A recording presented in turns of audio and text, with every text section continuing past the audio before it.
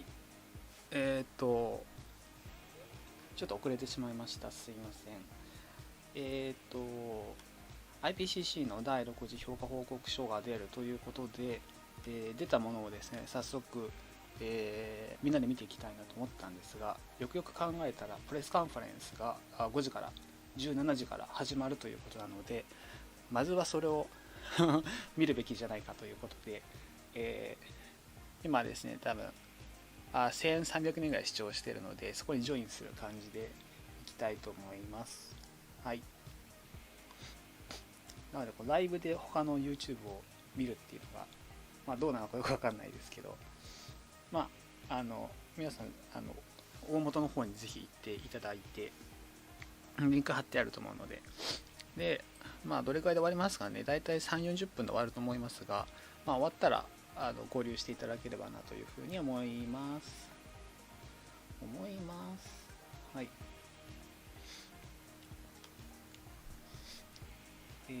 もう始まっちゃいそうですね。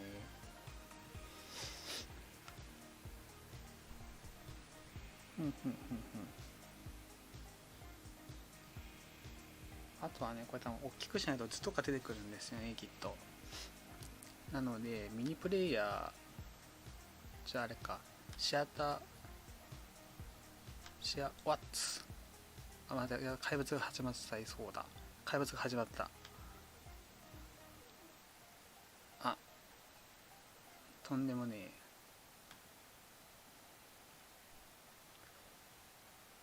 え。シアターモードかな。これでちょうど入りそうな雰囲気ですね。はい。これで見ていきたいなと思います。ですかね。あとは字幕とか拾ってくんないとちょっと結構しんどそうやな。それはそれでよくて。そっか、ライブだから字幕なんかないかな。ちょっと無理かな。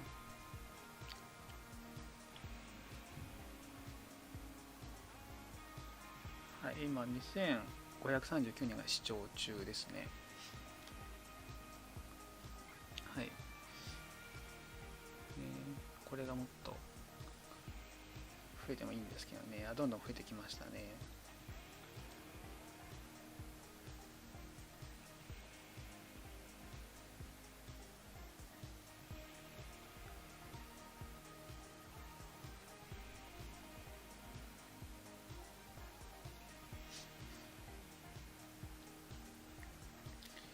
今日はこれをなんかSNS につなぐ的なのがある気がするんですけどね。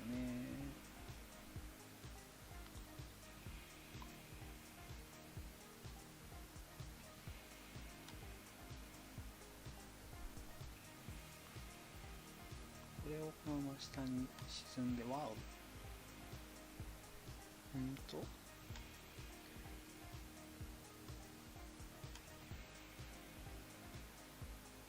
5時になりそうだな。黒で見えないんだけど。ないね、この下はね。はい。いいんじゃないでしょうか。じゃあ、みんなで聞きましょうね。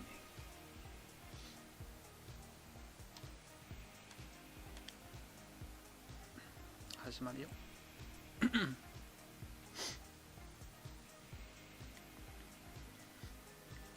はい、5時からですね、プレスカンファレンスを見るので、大元に行った方がいいかもしれないですね。はい、その後、日本語で解説できるところを解説したいと思います。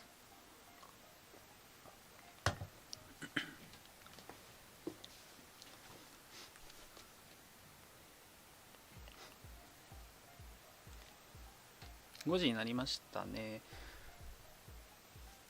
そうですね、もうライブは配信されてる時間ですけど、ちょっと、始めましたね。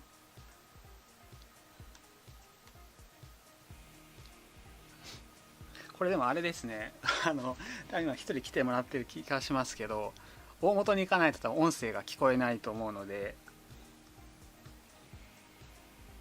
ぜひ大元に行っていただいた方がいいかと思います。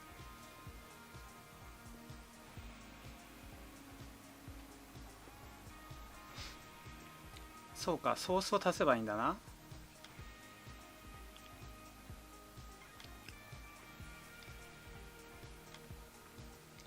オーディオの出力キャプチャーで、こうか、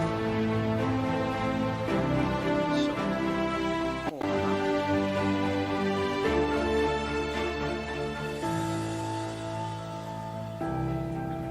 まあ多分これで音も聞こえるようになったのかなと思います。はい、まあ影響ですね。でまあ、温暖化でどんなことが期待されるか、予報されるか、まあ、価値のある水のサイクルっていうのはどういうものか、で海にはどんなチェンジっていうのが残っていくか、海面上昇はどうか、そして、氷床圏どうか、極端現象、台風とかそういうのはどうですか、まあ、5100人が見てます。報告書っていうのは情報をくれますと、多様な地域の傾向ですね。で、未来の変化っていうのは気候に対してどんな影響を与えるかって感じですね。今自転車があったのはエコの観点ですよね。で気候っていうのが私たちの未来になるっていうことで、作っていかなければいけませんということになります。Climate Change 2021ということでクライメットレポートがいよいよ出ます。第一作業部会の分ですということでね、IPCC のホームページはちょっと見にくいんですけど、はい、右の人が議長ですね。Hello and welcome to the 5,000 people following us for this press conference to present Climate Change 2021, the physical science basis, which is the working group one contribution to the IPCC's sixth assessment report. Today we have with us the heads of the IPCC's two parent organizations, Inger Anderson, Executive Director of the United Nations Environment Programme, UNEP, and Petteri Talas, Secretary General of the WMO, World Meteorological Organization. We also have the Chair of the IPCC, Wei-Sung Lee, the two co-chairs of Working Group 1, Valerie Masson-Delmotte and Pam Mao-Jai, and the Secretary of the IPCC, Abdallah Moksud. We also have several members of the Working Group 1 Bureau who are available for questions, and I'll introduce them later. We're going to start with brief opening remarks from our panelists, and then a presentation of the new report by the co-chairs, and then there'll be plenty of time for questions and answers. This press conference can be followed by the public. Registered media can ask questions. If you do, please include your name and your outlet. I'd now invite Abdallah to introduce the press conference. Abdallah? 8年前の第5次評価報告書の時にもっと人がいましたね。はい。I am pleased and proud この人は責任者 to ですね。 welcome you all to this virtual インド press 系の方だっ conference. たと思います。 It follows something unique and unprecedented for the IPCC and for many other international organizations. ちょっとやっぱなまってますよね。 We have just completed a virtual approval session. Virtual, session, but a virtual approval session, it is the first one in the history. I want to highlight this. It is the first virtual approval session. Not only was it the first in IPCC history, it was also one of the few approval sessions that did not run into extra time, and probably with the largest participation of delegates. When we first realized over a year ago that the pandemic might force us to hold a virtual session, many said it was impossible. It was impossible. People raised concern about connectivity problems as well as inclusivity as well as transparency. In the IPCC Secretariat, we worked intensively with our Bureau and with the Working Group 1 Bureau in an exhaustive consultation with our member government to find a format that would be consistent with the values and principles of the IPCC. IPCC should have a neutral and policy neutral outcome. これ何度も言ってることなんですけど、IPCC っていうのは、政治介入はしないと、政治とは関係ないという話です。ただIPCC の報告書っていうのは、政治が介入しているので、そこはちょっと切り離す必要があります。Without a technical hitch, no, zero technical hitch. This is something to flag. Whatever time was scheduled, a session was unsocial.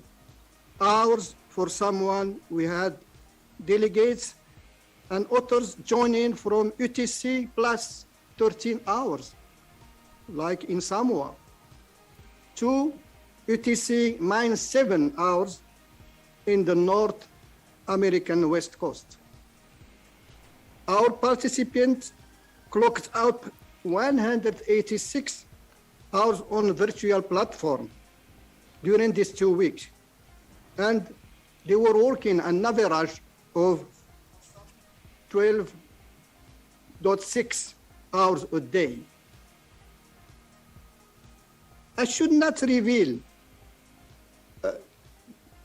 that to you that what it said in closed IPCC meeting, but I can tell you that many delegates in their closing statements said that this was the most successful IPCC approval session they could remember.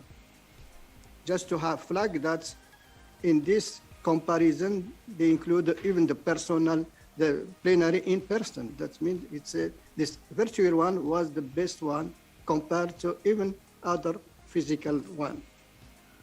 We had a record of attendance of 739 participants. And this is really a record. We never have in-person plenary that number of participants. And as you are about to hear, the result was one of the strongest and most significant report in the IPCC has produced. And this report for Working Group 1 is coming to fill the basket, the package of the 6th cycle, for which we are producing 8 reports, making this 6th cycle the most intense, the most rich in the IPCC history. Once again, it is a record. I would like to take this opportunity to thank the Working Group 1 co-chair, Valerie and Pan Mao. I want also to thank Bureau members, the 234 authors, and also the technical support unit team, the Working Group 1 as the others as well.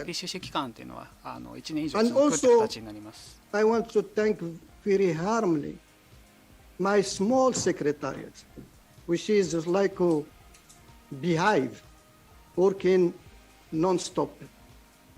We have no time zone for IPCC Secretariat. I want to like to thank Harmony, our parent organization. And also, yes, I want to thank our chair for his leadership through all this process. In this 6th cycle, we are making a story. So I want to thank all the one who contributed in background to this process. So with this word, I want to turn to Jonathan. Jonathan, you have the floor. Thank you, Abdallah. And we now have over 7,000 people following us in this press conference. And I'll invite Inga to make some opening remarks. Thank you very much. And let me just echo what Abdallah just said. A warm and sincere thanks to everyone who's been involved in this, to the IPCC, to the authors, and to everyone who's been involved in this latest climate alarm. Your work, based on science, is particularly appreciated given the disruption of COVID-19. You've been telling us for over 3 decades of the dangers of allowing the planet to warm. The world listened, but didn't hear. The world listened, but it didn't act strongly enough. And as a result, climate change is a problem that is here now. Nobody is safe, and it's getting worse faster. We must treat climate change as an immediate threat, just as we must treat the connected crisis of nature and biodiversity loss and pollution and waste as immediate threats. As recently noted in the Ipcc and the Intergovernmental Science Policy Platform on Biodiversity and Ecosystem Services, Ipcc, the twin to Ipcc, if you like, under the CBD Convention, we understand that climate change exacerbates already grave risks to biodiversity and natural managed habitats. Ecosystem degradation damages nature's ability to reduce the force of climate change. And as the IPCC Working Group 1 report reminds us, reducing greenhouse gases will not only slow climate change, but will improve air quality. It's all connected. It's time to get serious because every ton of CO2 emission adds to global warming. As the UNFCCC noted last week, 110 countries, just 110 out of 191 parties to the convention have submitted new or updated NDCs ahead of the next climate COP. Governments need to make their net zero plan an integral part of their Paris commitments. They must finance and support developing countries to adapt to climate change, as promised under the Paris Agreement. They must decarbonize faster. They must restore natural systems that draw down carbon, cut out methane and other greenhouse gases faster, get behind the Kigali Amendment to the Montreal Protocol to cut the climate impact of the cooling industry. And every business, every investor, and every citizen needs to play their part. We can't undo the mistakes of the past, but this generation of political and business leaders, this generation of conscious citizens can make things right. This generation can make the systemic changes that will stop the planet warming, help everyone adapt to the new conditions, and create a world of peace, prosperity, and equity. Climate change is here now, but we are also here now. And if we don't act, who will? Thank you. Thank you very much, Inga. And now I'd invite Petteri to take the floor. Thank you, Jonathan, and thanks for inviting me for this opening of this important session. WMO organized the first World Climate Conference already in 1979 to establish IPCC. The risk of climate change was caused by growing consumption of oil, coal, and natural gas was recognized by the meteorological community. IPCC has been working under WMO and UNEP since then, and WMO has been proud to host the IPCC Secretariat. Now we are publishing the physical science part of the sixth assessment report, which is summarizing the results published in peer-reviewed scientific literature during the last 8 years. I would like to thank hundreds of authors and reviewers of this massive report, and especially I would like to thank Valerie, Masson Delmotte, and Panma Tsai, who have been leading the work and have devoted several years of their career for IPCC. You will soon hear the main findings of this report. The key messages are still the same as in the first IPCC report, which was published already in 1988. Namely, climate change is already detected by using several measured physical parameters. Secondly, human-induced emissions of greenhouse gases, especially carbon dioxide, will pose a threat for human well-being and for the biosphere. And thirdly, reduction of the emissions of greenhouse gases would be needed and recommended to minimize the risks of future climate change. The report published today echoes the same messages with much higher urgency. Climate change is already more visible, and the emissions have grown more rapidly than we ever expected in 1979. I had a chance to follow this also personally as a scientist since the 80s, and professor and also chair of the National IPCC Committee and National Delegate. Natural variability has always been causing weather extremes and will do so also in the future. We just closed the Tokyo Olympic Games yesterday. By using sports terms, one could say that the atmosphere has been exposed to doping, which means that we have begun observing climate extremes more often than before.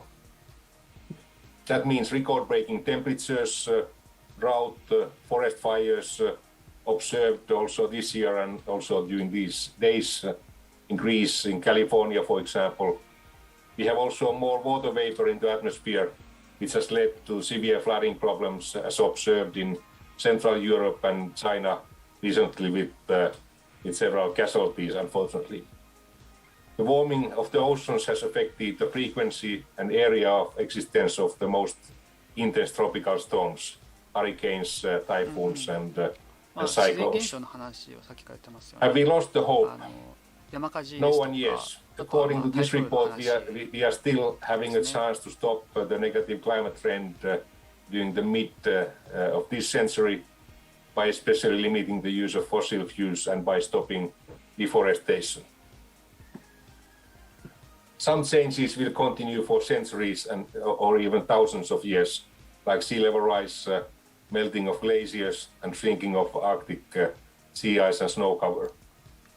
The report underlines the urgency to enhance the ambition level of climate mitigation. We are not yet heading towards Paris limits 1.5 to 2 degrees warming by the end of this century.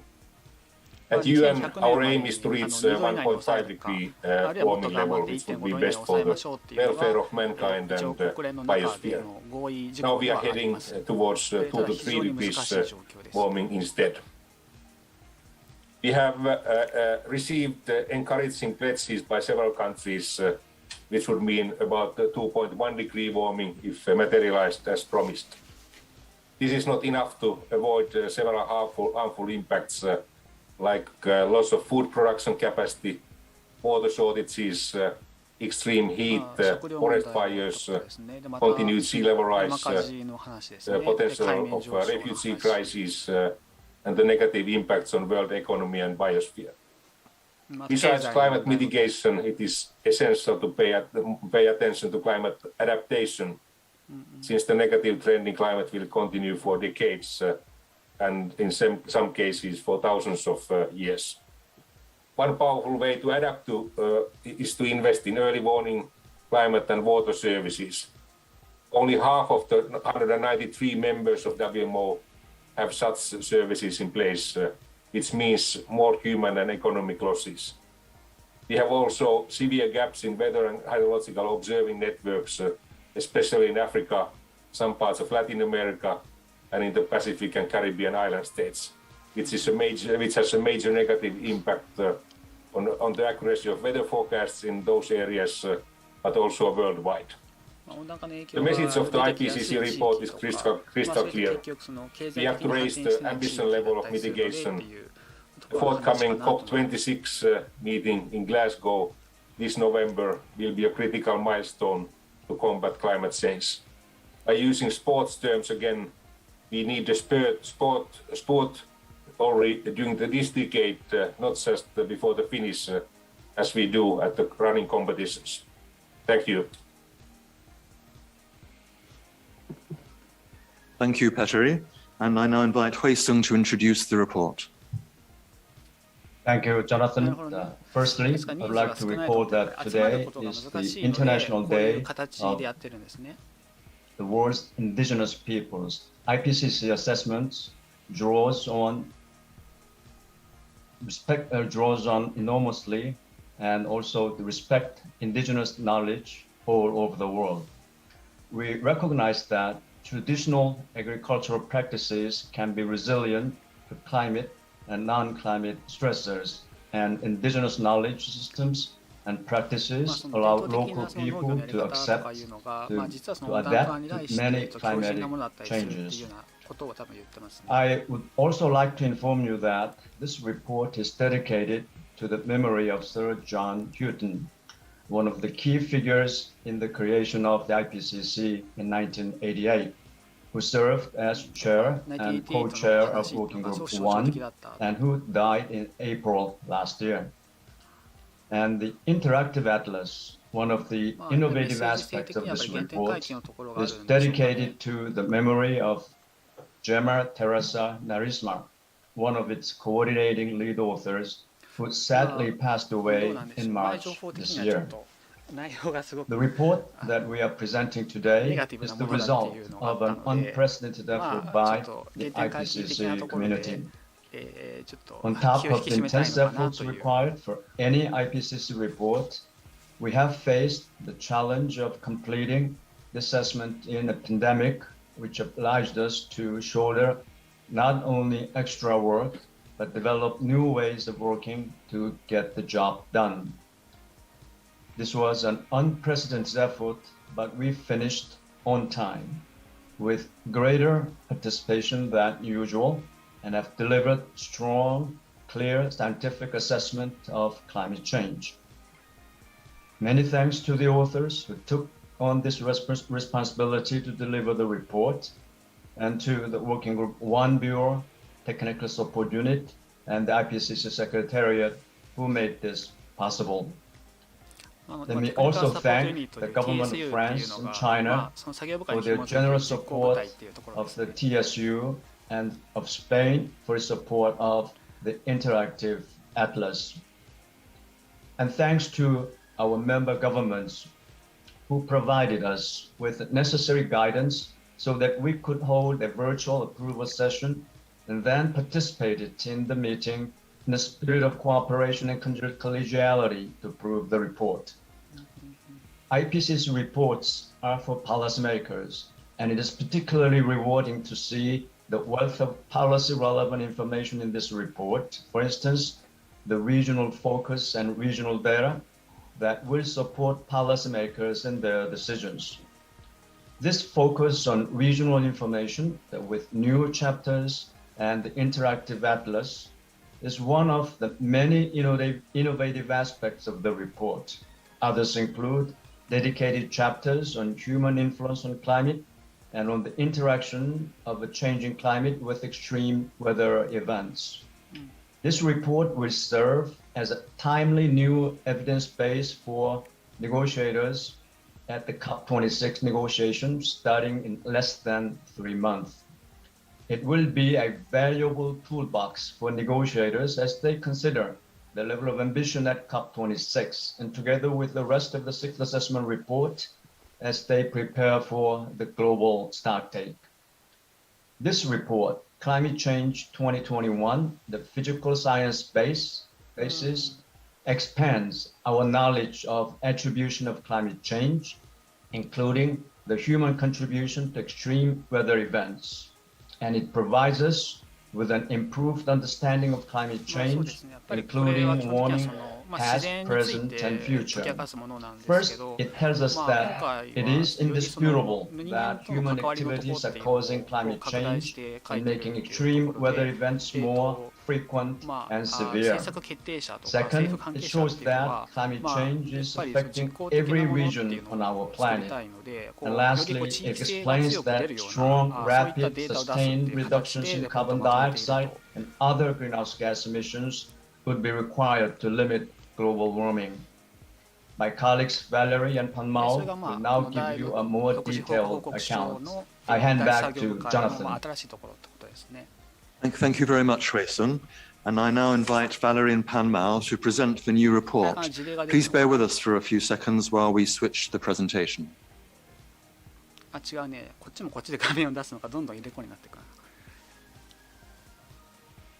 Thank you, Jonathan.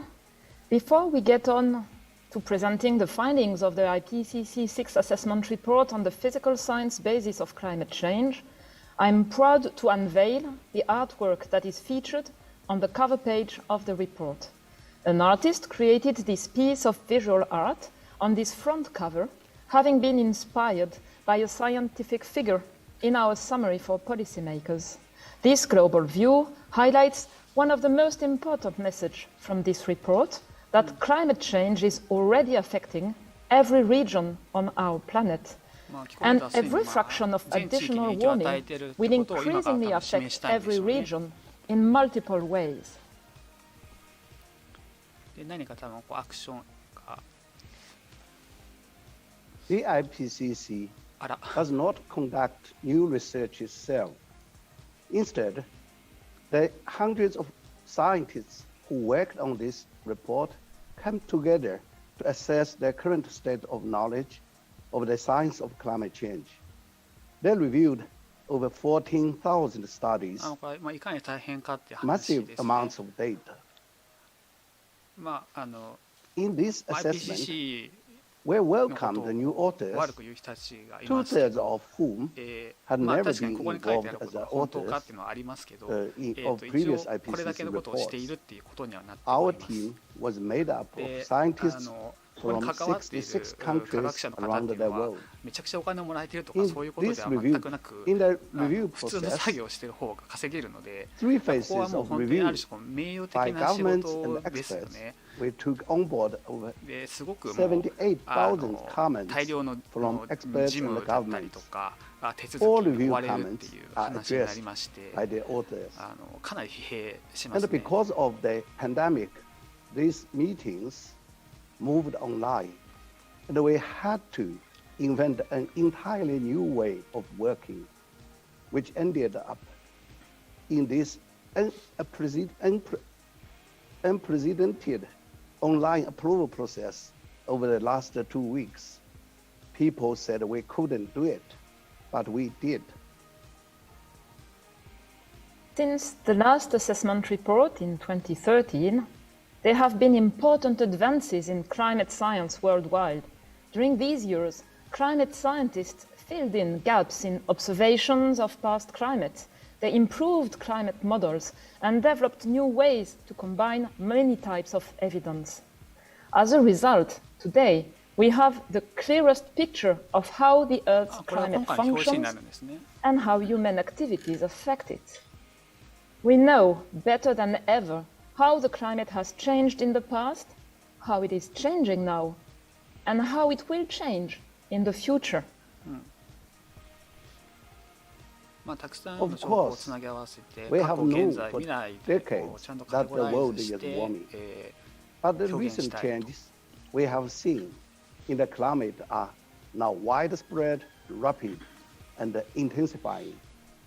Some of the changes we see today are unprecedented in thousands of years or never seen before. まあここのその The タイ recent rate ム of warming ラプスっていうかその is 時間感覚 unprecedented が大事ですね。 in the でここ in 横 at 軸見 least ていただくと 2,000 years. 隣が2000年間 To ですよ measure ね。 how で横 the が climate 産業 is 革命 changing, からなので、 we まあ looked 200年 at ぐらいって感じですね。 A key indicate the average temperature of the Earth's surface over a period でこの横の of at 2000年の least ところっ a ていうのは decade この compared 温暖 to 化 the のクッて average 上がってるとかな in け the れば late ですね、大体 1800s. プラマイ If we 1度ぐらいの幅で At や the ってきて last るっていうと 10ころで、 years, それ the がま average あ人 surface 類がすごく temperature was 1.1 degrees 快適 Celsius に生きられ warmer. るっていう範囲だった In のが fact, これをこう each 突出して of the しまった last って 4いうところがですね、一 has つ大きなポイ successfully ントになりま been す。 the warmest since the late 1800s.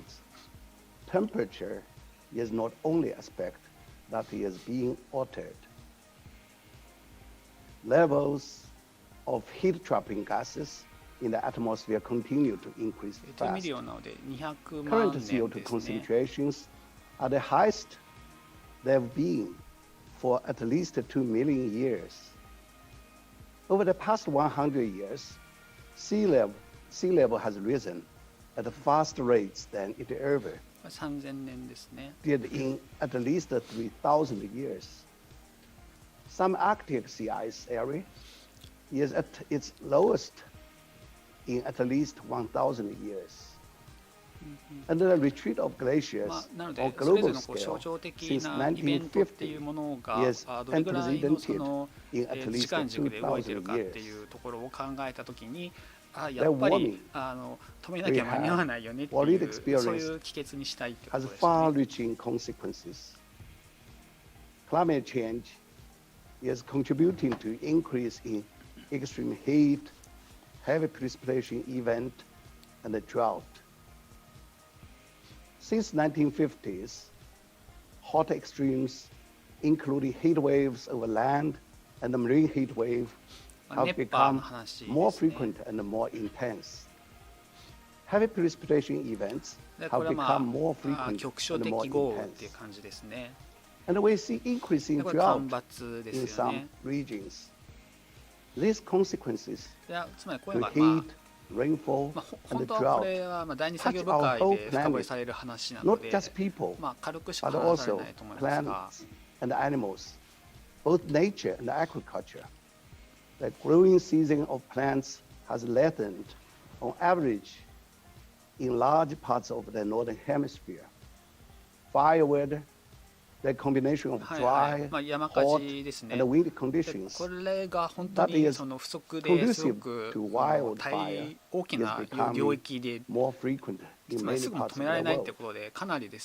Multiple changes are taking place in ocean, でこれはwhich is 海洋酸性 warming, 化ってやつで acidifying, 海の pH が下がっちゃう and ていうかもうすでに1ぐらい下がっちゃっているっていうの affecting が ocean すごく life 大きな and the 問 people 題 who です depend ね。 on it. つまり海洋生物の環境がもうすでに変わっているっていう状況です。 There will be further warming in the coming decades. ちなみに森林の話だとも What アマゾンの is 森林 clear が from 二 this 酸化炭素 report 出 is す量が that 大きくなってしまったっていうの unless はかなり there 悲 are しい現 immediate, 実ですね。 strong, rapid, and large-scale reductions in greenhouse gas emissions, limiting global warming まあ to めっちゃ頑張らな 1.5 いと degrees 1.5度 Celsius なんて無理だよって will be い beyond う reach. 話ですね。 The report shows that in the next でこれは20シナリ years, オプランニング global ですね。 warming, まあ the これだ average けの temperature 私たち at の the 未来の Earth's 選択肢がある surface っていうと over こ a ろ period で of 今こうグ 20レ years ースケールで書いたと is ころっていうの expected がまあ to 大きな reach 転換 or 点になっている exceed ということで 1.5 degrees 今こ Celsius そですね above the 選 late 択肢を選ぶための 1800s. 決断をしなければいけないっていうこ If とを指し we 示して rapidly いますね。 reduce greenhouse gas emissions, でこういう if そ we の can reach CO2 を下 global げ net るですね zero シナリ CO2 オに emissions 進んでいか around なければいけないと。 2050, it is extremely likely that we can keep global warming well below 2 degrees. If we do this, it is more likely than not that temperature would gradually decline to below or around 1.5 degrees Celsius by the end of the century, with a temporary overshoot of no more than 0.1 degrees Celsius.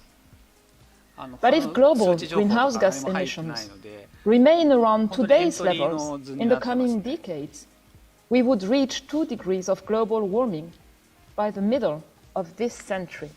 でそうですね、2050年あたりだとまあ With 2度ぐらいになってし every まいます additional amount of global warming, でこれが we will see まあ分布があ greater るってことで changes すね。 in the で大 climate. 体ですね、その極地です Every ね、 additional 北極 half 南極 degree 周 of 囲っていうの warming がより will その cause 暑くなってし increases まう。 in the 4度 intensity の方だと and もう7度ぐらい上がっ frequency ち of ゃって hot ますよね。 extremes, で7度も上 heavy がると precipitation 本当 and に drought. 氷溶けちゃいま At すし、 2 degrees of 氷が溶 global ける warming, と heat 白い表面 extremes でその would 太陽 more 光を反 often 射してる reach っていうところも critical なくなる tolerant ので正のフィー thresholds ドバックでどんどん for 溶けちゃうってい agriculture うことで and human health. かなりきついですね。 At a global scale, extreme daily rainfall events intensify by about 7% for each まあ additional まあ degree 本当に Celsius もう of スコー global ルみたい warming. なことですよね。でこれが As you 1度上がる see, ごとにこう 7% future ですね、強度が上 further がるっていう changes 形になりま depend すよ on と。 future human influence. Now, Panmau, let's go back to where we are today. でそこは人間のせいであるってことはまあ理論に依存がないっていう形ですね。なぜ他の人の音声が入ってきたのか分かんないですけど、でまあ熱波とか、まあ、局地豪雨で干ばつであとは、まあ、そういったものがすごく何回もそして深刻に起きるってこと、まあ今までのことがまとめられて書いているっていう形ですね。でこれクォーテーションなのでこれ本文からそのまま引用してきたっていう形になると思います。What's new in this report でまあ is ここ that ら辺 we の文 now 文っていうのは have a 別に much その more 8年前 advanced のその understanding 第5次 of 評 the 価報告書 connections からです between the ね、 emissions 大 we きく変わっ release ているっていうも and の the では rise ないと思う in んです global が、 surface ただやっぱ temperature り表現ですよ and ね。 the インディ change スピュータブルってと to ころが weather やっぱ and りすご climate く強い we 表 are 現をしてい seeing るって around い the う world. ことですね。 It is unequivocal that human で influence ここはエラーバーついている warmed ので、 the 不確か atmosphere, さも表現してま ocean, す and ね。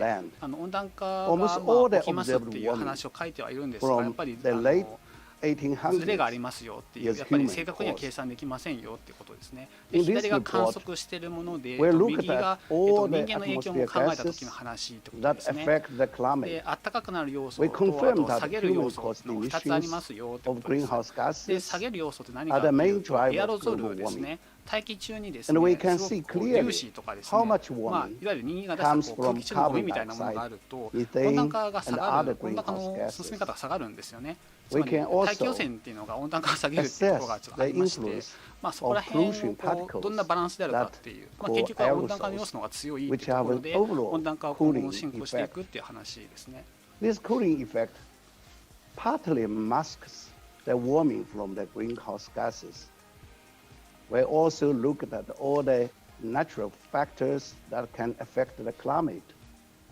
We take into account how natural climate variability modulates human-caused changes at the regional scales with little effect on global warming at the central scale. Another major advance in our understanding of human emissions is how our emissions lead to specific changes in the climate, including extreme weather and climate events. 細かい議論っていうのがあって、それを表現しているっていう We know today that human influence is already で、大きなその人間の影響は何かってことですね。weather and climate events, including heat waves, heavy precipitation, and droughts, more frequent and more severe. Hot extremes, including heat waves, have become more frequent and more intense since 1950s, and some recent hot extremes in the last decade would have been extremely unlikely without human influence on the climate system.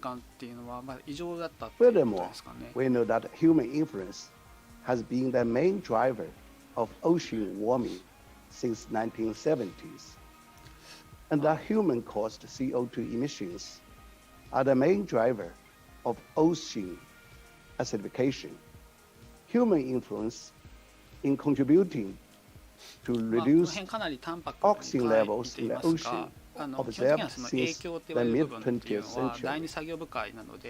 Human influence is also the main driver of change we see in the frozen areas of the planet, the cryosphere, driving the global retreat of glaciers since the 1990s, the 40% decrease in Arctic sea ice since 1979, and the decrease in spring snow cover since the 1950s.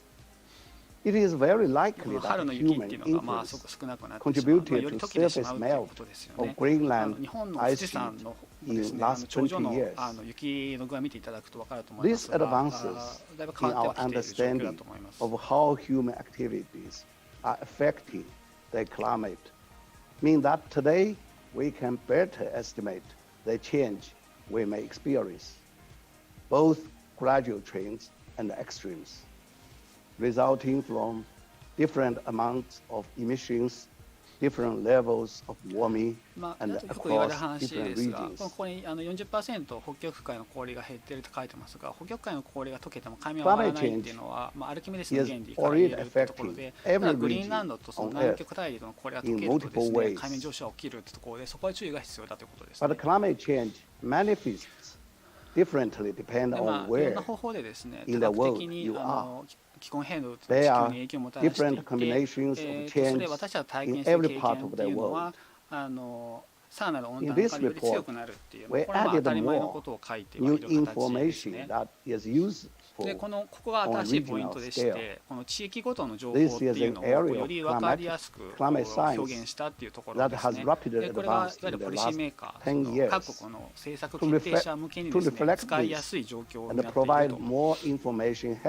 でそれが適用というですね、影響に対してどういうふうに対策していくか、護岸工事するとかですね、植林するとかですね、あとビジネスのシフトですとか、あとこのリスクマネジメントというところですよね。of our folks で、それが on こう regional 6、7 climate 個に information, なったんですが、この7個はなんかちょっと見覚えがあるような introduce a 気が new しますね concept。第5次評価報告書でも、impact 似たようなカテゴライズがあったのかなというところで、それをちょっと受け継いでいるような気も、cold, 一時的には対応しないかもしれませんけど、似たような表現はありました coastal ね。 flooding, and more into what they mean for the あ society とは例え and ば the これが時系列 ecosystems. とか、あとは地域ごとにどういうふうな We are not only 影 looking 響の at 型があるか gradual っていうと temperature ころになるかと思い increases, ます。but also at the ス aspect テショールズっていうそのやっぱ but 敷地 also って at も the のですよね。 specific このライン conditions 超えたら where 危ないよ heat とか、そういう goes ところ over っていうのを thresholds どこに多分 known 評 to 価という lead か表現を to していくってい severe う形 consequences です for ね。 people, で、それが人だとか agriculture, 農 and 業 wild とか、 life. あとはそのワイルドライフは動物 Many で of す the, ね、野 their 生生 changes 物 were ですね。 assessed っていうとこ are ろで related to 表現していくっ the てことで global water 出てくるんじゃない cycle. かなと思います。で、これ The は water 水のサイ cycle クル、 means 水圏 how ってや water つですよ moves ね。 through で、 the 大気と atmosphere, 海と、あ land, とは氷圏、そ ocean, して、and 土 the 地っていうところで、 With warmer 割とシンプルに temperatures, 4つに分 the かれていることです atmosphere ね。 can hold more water. And はい。 we see more and faster evaporation and heavier precipitation. The monsoon rainfalls, which are also important to so many peoples, are changing in a complex ways in response to the contrasting effects of both greenhouse gases and the これ今 pollution 9000人見てい particles, ますけど、 which we call これ YouTube なんで、 With 世 more 界全体 global の9000 warming, で考えるとす the ごい少な global いなと思 water います。 cycle will あの intensify. That means 割と both その heavy rainfall 仕事で at 見 the てる same 人が多 time いような気がしますよ as ね。 we see あの intensifying その drying seasons IPCC and のところ droughts. にこれメディアが、これが記者会 With 見 more なん global で、 warming, メ average ディアが annual 現地に行けっ rainfall ていう on のか分かん land ないですけどね。 is expected to increase, but that rainfall これモン is スーンだから expected ア to ジア地 become 域 more ですよね。 variable こ within の a 屋台と season かも、and このバイ from クとかも year です to ね、 year. まさにアジア地域って感じがしますよね。タイ The の洪水と interactive かを、ね、思い atlas 出しますよね。 launched 飛んじゃい today ましたが、 makes our global and で regional あ climate れですね information 地球全 available 体 to で、 all. 温度を別に It ですね、 includes 評価するってところでしょ observations うか。 of ongoing イ changes, ンタラクティブアトラ the スっていう、 projections さっ of きからアトラ future スで何回も言って changes. ましたけど、これこのペ And ー you ジで can 見えるん see ですか the ね。そうい interactive う仕組み作って atlas もらったの to 面白 make いな your と思 own います。 maps. まあ、 You can use 地球シミュレ interactive ーターこにドーン atlas と入れ to るのは make 難 it しいと your 思うの own で、簡素化 maps されたも and のだと思います analysis が、 using the datasets we used in the report. You can use で、 interactive まあ、 atlas to find out こ what れ見たとき climate にっていう change のがあるので、 means やっぱり for こ where you う live. 代表的な I'll be back to you. 画像みたいなのを結局は誰かが Thank 作 you, ってそれが Moreover, ルフされる形にな many るの of か the なと思いま changes す。 set in motion by human-caused climateまあ、 change 戻れ are ないよ slow ってことですね。 processes. These long-lasting changes, for most part, affect the planet's frozen regions, the cryosphere, and the ocean. Changes in ice sheets, deep ocean temperature, and acidification will continue for centuries to thousands of years, meaning that they are irreversible in our lifetime and will continue for generations to come. In this report, we show that over the course of this century, global ocean temperature is projected to rise 2 to 8 times as much as it has increased since the early 1970s. The melting of the Greenland and Antarctic ice sheets will continue for thousands of years. This means that sea level will keep rising. Coming back to today, the rate of sea level rise keeps increasing, and the rate of ice sheet loss has increased by a factor of 4 in the past 30 years. The good news is that these irreversible changes can be slowed down with rapid, strong, and sustained reductions in emissions. And other changes can be stopped if greenhouse gas emissions are deeply reduced. For example, retreating glaciers and Arctic sea ice will continue to decline for at least several decades. But these changes could be slowed and stopped if emissions are reduced.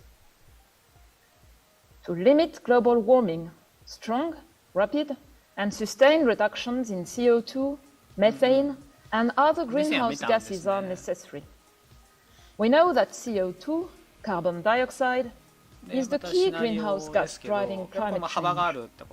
We know it comes from the most part from the burning of fossil fuels. This report reaffirms that there is a near linear relationship between the cumulative amount of emissions of CO2 in the atmosphere from human activities and the extent of observed and future warming. This is physics. This means that the only way to limit global warming is to reach net zero CO2 emissions at the global scale. Every additional ton of CO2 emissions adds to global warming. Our report gives more details on how reducing emissions will affect the climate. For instance, it quantifies just how much more CO2 we can release and still have a chance to limit warming close to 1.5 degrees Celsius or 2 degrees Celsius. We know that today, around half of our CO2 emissions are taken up and stored by plants, soils, and oceans. We assess how these processes change with future emissions. And we know now that if we release ever greater amounts of CO2, these natural carbon sinks would actually take up a smaller proportion of our future emissions. This report also shows that while CO2 is the dominant greenhouse gas related to human influence on climate, and reaching net zero CO2 is required to limit global warming, strong reductions in other greenhouse gas emissions are needed. Amongst these, methane reductions, together with strong air pollution controls, would benefit both the climate and improve air quality. Our planet is warming, and it is warming quickly, with increasing consequences everywhere. This report is clear that it is possible to limit future warming within a few decades. The climate we experience in the future depends on our decisions now. Thank you.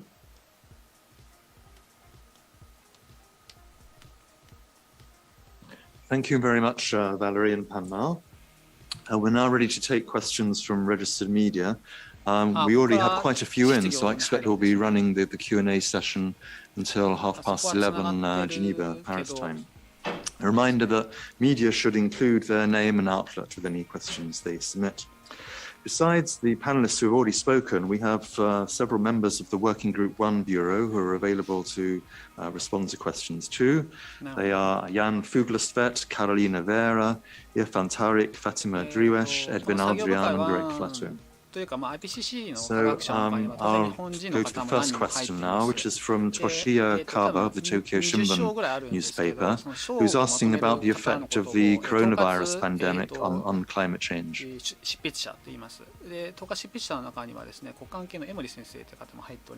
Valerie, would you like to take that?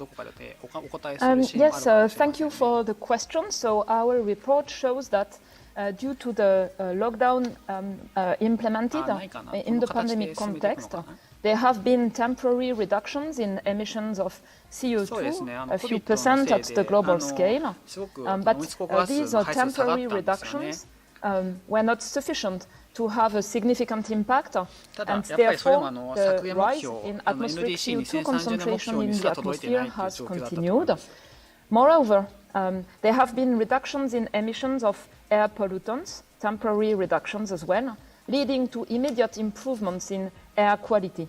These are the two aspects related to the pandemic that are assessed in this report. Thank you, Valerie. And next question comes from Sang-Wook Park of JTBC, who says that many countries have committed to a carbon neutral net zero 2050. But as we know, greenhouse gases, especially carbon dioxide, last hundreds of years once emitted. Will it be possible to keep temperatures within 1.5 or 2 degrees in 2050 or this century as a whole? Again, Valerie, please. Thank you, Jonathan. So in this report, the assessment is based on 5 scenarios, and the assessed response of global temperature.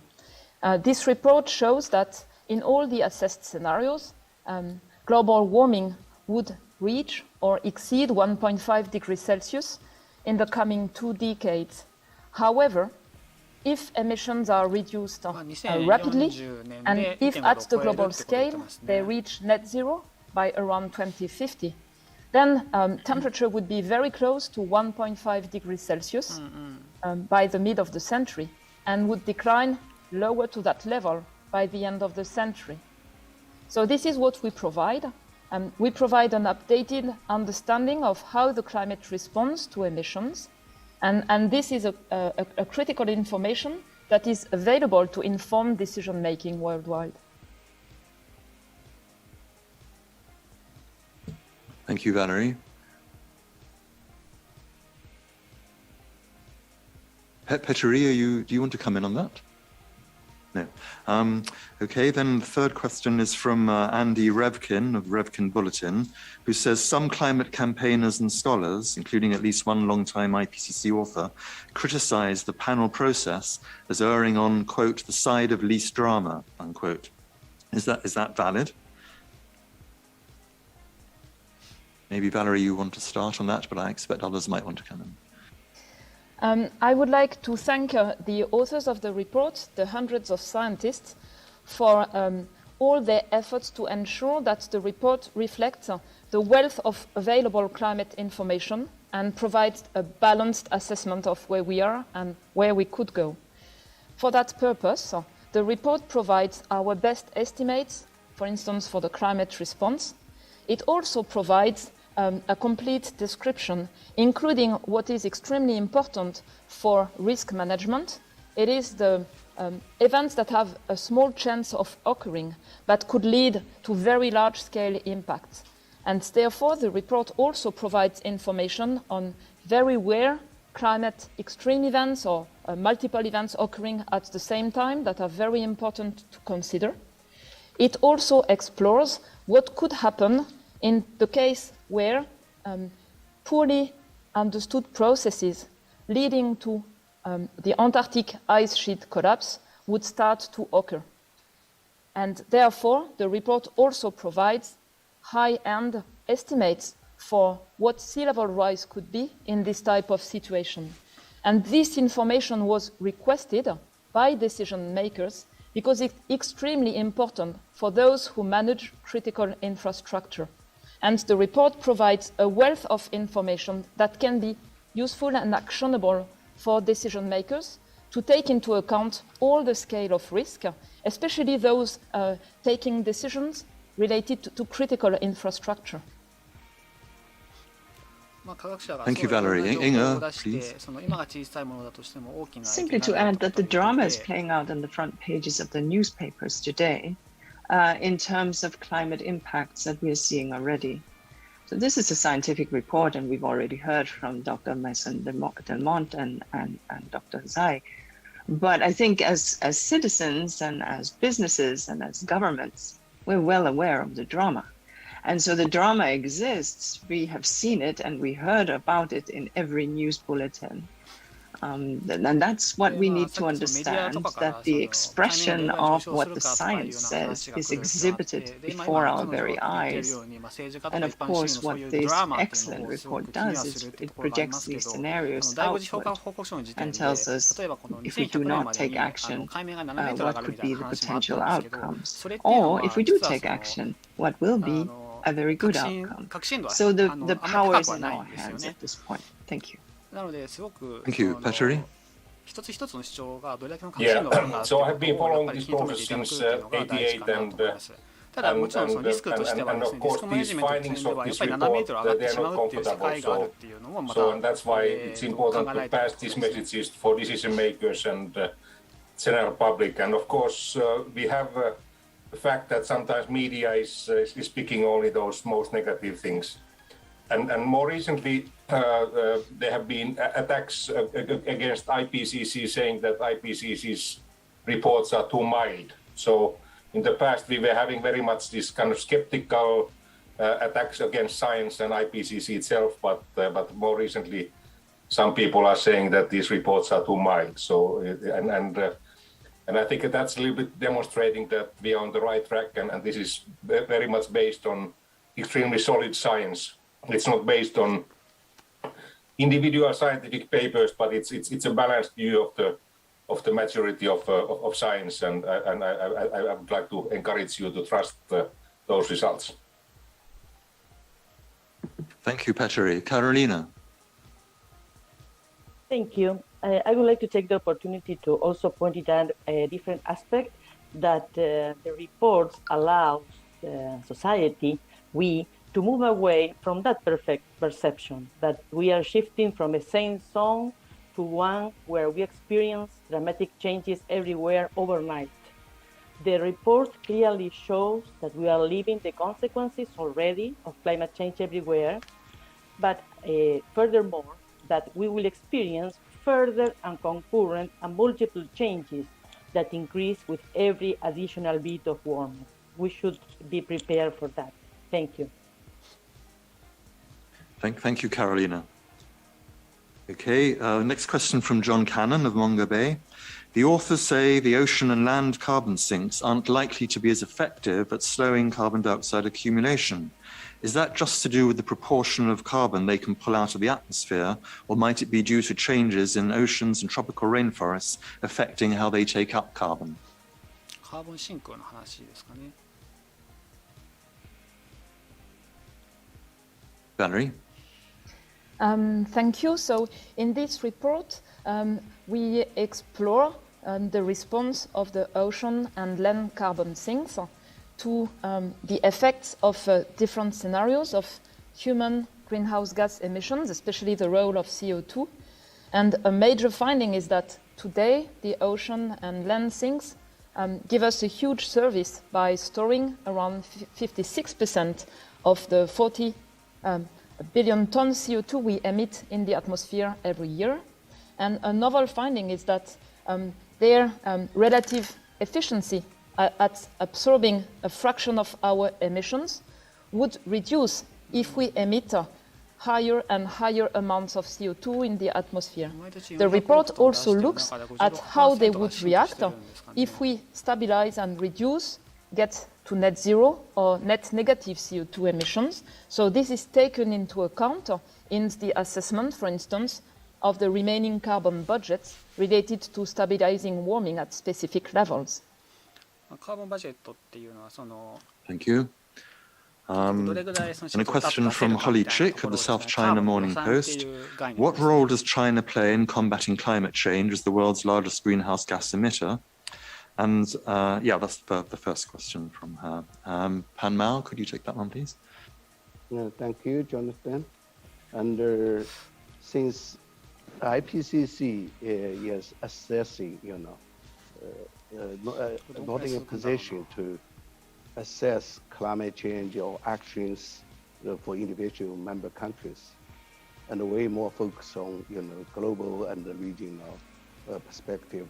And for Working Group 1, we also more focus on physical science. However, in this assessment report, we paid much attention on the regional information, as I already reported. About 1/3 of information is for the regional one. So for the region of China, that's part of East Asia. East Asia, we see a lot of extreme events happening. The heat wave have increased and are also project to continue in the future. And the daily precipitation extremes increased over the many parts of the region. And also, we see intensifying and a strong influence of the tropical cyclones. The drought has become more frequent and more severe in several parts of the area. And I think so a lot of regional information help us into this time to address the impacts. That's it. Thank you. Thank you, Pan Mao. And Inga, please. Merely to add that the G20 countries bear a special responsibility. Together, they are nearly responsible for around 80% of all global emissions when we take out land-based sources, and accordingly, therefore, have a unique opportunity to really help in reducing CO2 and greenhouse gas emissions. This is based on UNEP's emissions gap report, which we issue every year around the COP. And so simply to say that the G7 and the G20, and that includes in the latter, obviously China, but includes another 19 countries, bear a special responsibility. And we certainly urge them in their upcoming Heads of State Summit to live up to the facts that are on the table right now and to submit ambitious NDCs. Thank you. Thank you. Okay, a question from Kiyoshi Ando of Nikkei. It seems impossible to limit the temperature rise to below or equal to 1.5 degrees unless we follow scenario SSP 1.9. For many countries, that hurdle is too high, and this could make them just forget about the Paris Agreement. How could you avoid such risks? 1.5 度シナリオの話ですかね。Valerie? Thank you, Jonathan. What I would like to stress is the following. The report is very clear, the science is very clear that what drives further warming compared to today is future emissions. So this is really in our hands. And when you look at the low emission scenarios from the report and the very low emission scenario from the report, they share common characteristics. Rapid declines in the rate of greenhouse gas emissions at the global scale in this decade, in the coming decades, and reaching net zero for the lowest one in 2050 and for the low one in the 2070s. The second one, the low emission scenarios, leads to limiting warming well below 2 degrees Celsius. The first one leads to limiting warming very close to 1.5 degrees Celsius, within 0.1 degree. So this is what we provide as a precise, robust scientific information to inform decision making. Thank you, Valerie. Okay, I have two questions which are similar, so I'll give them both and they can be answered together. One is from Kate Nichol-Williams of TV New Zealand. How much stronger is this report in the world's understanding of the impact of climate change than the 2013 report cycle? What are the key changes in understanding? And Olivia Rudgard of The Telegraph asks, are things worse than we thought? How do the conclusions in this report, both in terms of the scale and pace of human-caused climate change and the severity of its impacts, compare to what was found in previous reports in 2018 and 2014? I think that's for you, Valerie, but others might want to comment too.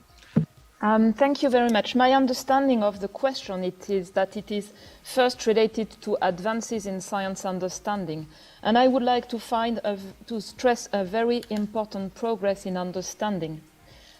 The way we describe the climate response to greenhouse gas emissions is associated with an important measure which is called climate sensitivity.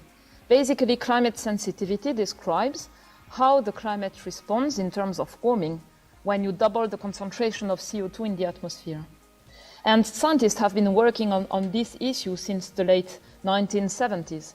And the range associated with the response of the climate system was about the same since the 1970s. But recently, thanks to important scientific advances, especially the understanding of feedbacks and especially crowd feedbacks, the range of climate sensitivity has been reduced. Therefore, we had a much more accurate understanding of the response of the global climate to emissions. And this is a major advance that is reflected in this report. It is one of the many examples, in fact, of scientific progress. You can find in our technical summary a 2-page summary of the major scientific advances compared to past IPCC reports. And regarding the second part of the question, we've known for a long time that with more emissions, climate would continue to change. And this report confirms with more robust findings that, for instance, a higher rate of greenhouse gas emissions leads to a higher rate of warming, and that this leads to an increase in the intensity and frequency of extremes. I would like to flag that on these aspects, we have a much clearer picture of the regional consequences that in fact scale with the level of global warming. And this is clearly reflected in our interactive atlas, which brings together information from global climate models that have advanced with higher resolution, and also regional climate models that are important to provide finer information at regional scales. And this is also a major advance. Jonathan, can I add? Yes, please, Panel. Yeah, I think, we also have several aspects very important. One is, say, we assessed, we find that recent change, recent climate changes are now widespread, rapid, and intensifying. Even some of the changes we see today are unprecedented in thousands of years. I think that's very strong. Another is about human contribution, which says it is unequivocal that human influence has warmed the atmosphere, land, and the ocean. That means something like the human activity is influence not only temperature but the whole climate system. And when we put all the literature and so many authors together, then we see the whole picture for the Earth system, the climate system, and that is quite strong. I think much stronger than AR5, which we said something like, the attribution, more than half of the warming attributed to the human causes. I think that's another advances. And also, we see climate change is already affecting all the regions on Earth in multiple ways. I think that's also, something that influence everybody. We live in the Earth, and also the report clearly state that it is possible to limit future warming within a few decades. So that's my addition. Thank you. Thank you, Panmal. Fatima? Yeah, one thing I would like to highlight also is furthermore to the regional information, more regional information we have in this report. We have also focused on the climate services, which is an important aspect that is able to help and inform for decision making and adaptation at several time scales. So the climate services are very important aspects. They are able to, as I have said, to help for adaptation, for risk reduction, and even for evaluating the effect of mitigation on extremes and on weather and climate extremes. And I think this is an important aspect in this report. Thank you. Thank you, Fatima. Carolina? Thank you. I would like also to describe a short, an important contribution that I think this report has, that is the quantification of the projected changes in extremes, for example. One of the conclusions, the projected changes in extremes are larger in frequency and intensity, but it also provides quantitative information about how the frequency and intensity change. Let's say for a 10-year event of hot temperature extreme that in the pre-industrial period occur once in 10 years, the projection shows that will likely occur, for example, 5 and even 6 times more in the 2-degree world. And another important example for decision making, heavy precipitation events over land, like those that occurred 10 years with a recurrency of 10 years, now in a 2-degree future global warming level will likely occur almost 2 times more frequent. Thank you. Thank you, Carolina. Okay, one from Marie-Noël Bertrand. This 6th report is easier to read and understand than the preceding ones, more pedagogic, concrete, and regionally illustrated. Is this for people to understand it better or for the politicians to finally understand?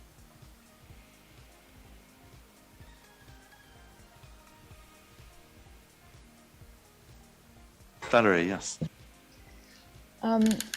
For this report, we have been extremely careful to explain the outcome of advances of complex climate science in the clearest possible way, and therefore it is reflected not just in the entire report, which has frequently asked questions that are explained in plain language, but also in the summary for policymakers. And you can note that the main headline statements, our key scientific findings, are expressed in plain language so that they are accessible to everyone. We also worked hard to make sure that figures could be intuitively understood, thanks to work from specialists of figure design, as well as the authors of the report. And what we really would like is that this whole report helps enhance climate literacy worldwide, is used in teaching worldwide for teenagers, for students, so that they can learn the latest, best available knowledge.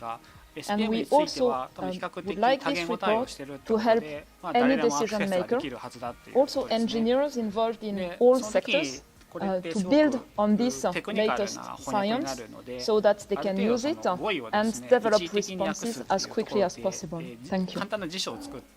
Thank you, Valerie. Petri?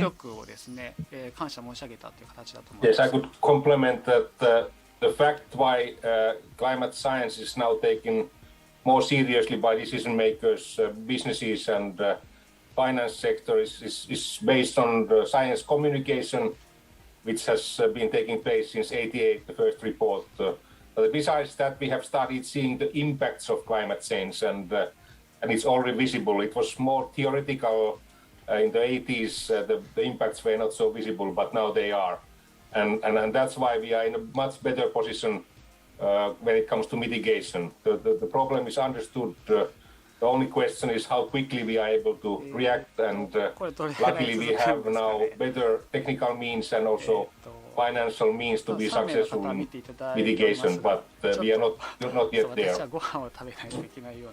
Thank you, Petri. Greg? Yeah, thank you. I wanted to just add to what Valerie said in terms of the way that this report attempts to communicate to different audiences. So the report is structured with kind of 3 levels of communication. There's the summary for policymakers, which is aimed at a very high-level audience, policymakers, decision makers, the general public. Then we have the technical summary, which is about 60 pages or so, that is aimed at a more specialist audience, but not really the scientific community per se. And then we have the underlying chapters, which are each much longer and cover all of the subjects in much more detail. So for specialists or for people looking for information on a particular topic where they can get much more detail, the underlying chapters provide that. So depending on the kind of information you want, the level of expertise that different readers have, the report aims to provide that kind of information to all. And then it's supplemented by this interactive atlas that Pam Mao described early on in the presentation, that allows users to not just read the report, but really look at the data in different ways that are relevant to them. And I think that's really an innovation for this report. Thank you, Greg. Edwin? Yes, thank you for my time. I think the most absolute innovation in this report is the Atlas chapter. Atlas is very new, and then we don't present a picture or PDF paper. but we present people can animate or can make understanding better, so people can go through the what happened in the climate change this year. But even this year, this is enough information because there are a lot of information that people can see. This is very interactive atlas, interactive. We believe that this kind of experience in the atlas can develop further in the future IPCC report that can be in the new technology in the future. That is the most advanced innovation in this report. I think the second one is like Palmo mentioned and Valerie in the presentation, that 1/3 of the report is dedicated to the regional issue. This is exactly what the government wants. This is what we designed at the beginning, the whole chapter, and 1/3 of the chapter, 4 out of 12 chapter will be dealing with the regional issue. This is another innovation that is much more, and then we didn't have this kind of too much information for regional issue in the past for the regional issue. In this report, we compare to the AR5. Thank you very much. Thank you, Edwin. Now from Thomas Hebsgaard of Zetland in Denmark. Media coverage can sometimes give the impression we would need to stay within 1.5 degrees or face climate catastrophe. So how should one think about the possibility of crossing that threshold? How should we think about continued efforts to stop further warming even if we pass 1.5 degrees? I think Valerie first, but others maybe. If you look at the evidence and the scientific information provided in this report, what is very clear is that many changes increase with any additional fraction of warming. So if you think of a 1.5 warmer world, our report shows that we need to be prepared for going into that level of warming in the coming decades. But we can avoid further levels of warming by acting on greenhouse gas emissions, and that's also a very important message from the report. When you look at regional information, when you look at how the climate system operates, there's no a single line, where before that you avoid change and after that you have a very fast change. What we show in this report is that with any increment of further warming, you have further trends in temperature, precipitation in every region, further melt of glaciers, of Arctic sea ice, further increase in the frequency and intensity of extreme events. And this is the information we provide to decision makers so that they carefully consider the choices that they would like to make regarding climate change. Thank you. Jan, please. Yes, let me also point to the separate chapter we have in this report on short-lived climate forces. And these chapters address pollutants, aerosols, together with climate or greenhouse gases. And that gives a holistic view on the two issues, climate change and air quality. So that is, I would say, something new in this report, and we hope that it can be of use for the policymakers to see these issues together. Thank you. Thanks, Jan. Okay, from Sonia Sanchez of Ara newspaper in Barcelona. Extreme events that now happen once every 10 years or every 50 years will be more frequent. Is it possible to put the recent floods in Germany in one of these two categories, and the heat wave in Eastern Mediterranean that's causing fires? Is it one of these events? How much more frequently will they happen?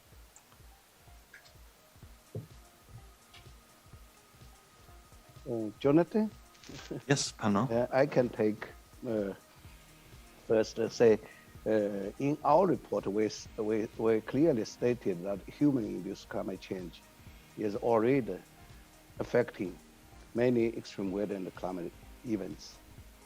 So in every regions across the world, the evidence are observed, that change such as heat waves, heavy precipitation, drought.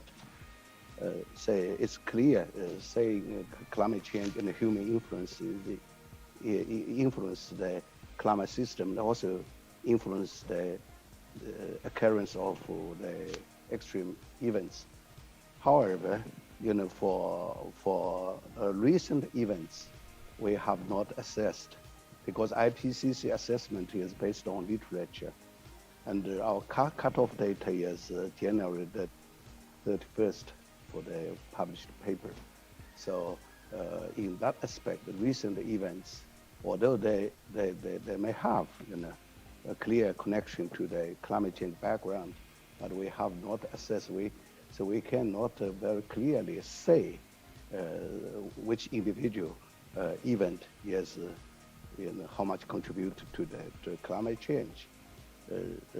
In our assessment report, we have another statement saying some recent hot extreme event observed events, saying over the recent past, have seen extremely unlikely to occur without human influence on the climate system. So that means we also not exclude human influence on the extreme event we have today, but we haven't assessed the recent events yet. I think maybe in AR7 we can look at further and make it more clearly. Thank you. Thank you, Pamela. Valerie? Yes, thank you, Jonathan. The report is very clear that with further warming in the coming years, we expect to see new extremes that are unprecedented in magnitude, frequency, timing, or in regions that have never encountered those types of extremes. And I think an important aspect that is shared by all the authors of this report, all the scientists, is that, for decision-making worldwide, many people just look backwards. What was the extreme event of the last 30 years, of the last 100 years? But in a changing climate, that is not sufficient. It's really important to take into account these new types of extremes, these intensified extremes that are going to happen in the coming years or decades. And let me finish by one example.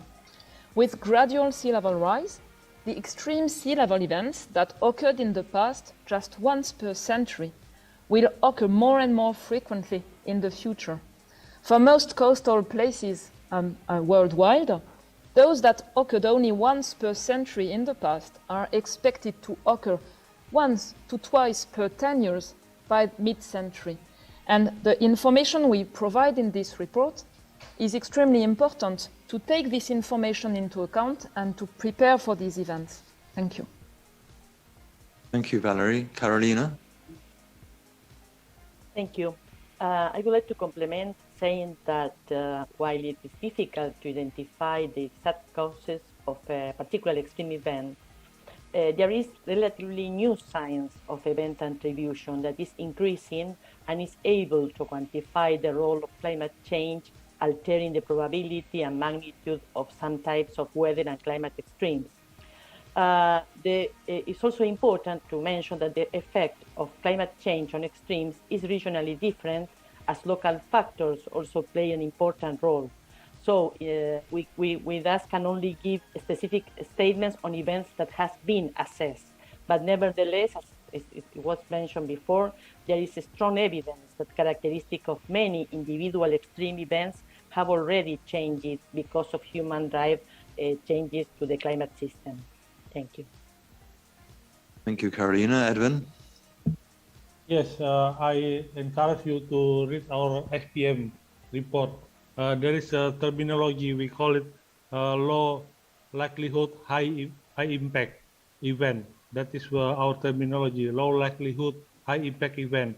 This is part of the SPM. We dealing and discuss very much about this, and we give some example of what kind of event this is, like low likelihood and high impact event. Thank you very much. Thank you, Edwin. Again, two related questions. One from Rhiannon Williams of Sky News. Is it your expectation that this report will make it easier for climate negotiators at COP26 to achieve consensus on ambitious targets and help nudge less ambitious countries into action? And Emma Farge of Reuters asks, is this year's COP26 the last chance to save us from warming? And what is the main message you hope policymakers attending will take from your report? Valerie first. Thank you very much.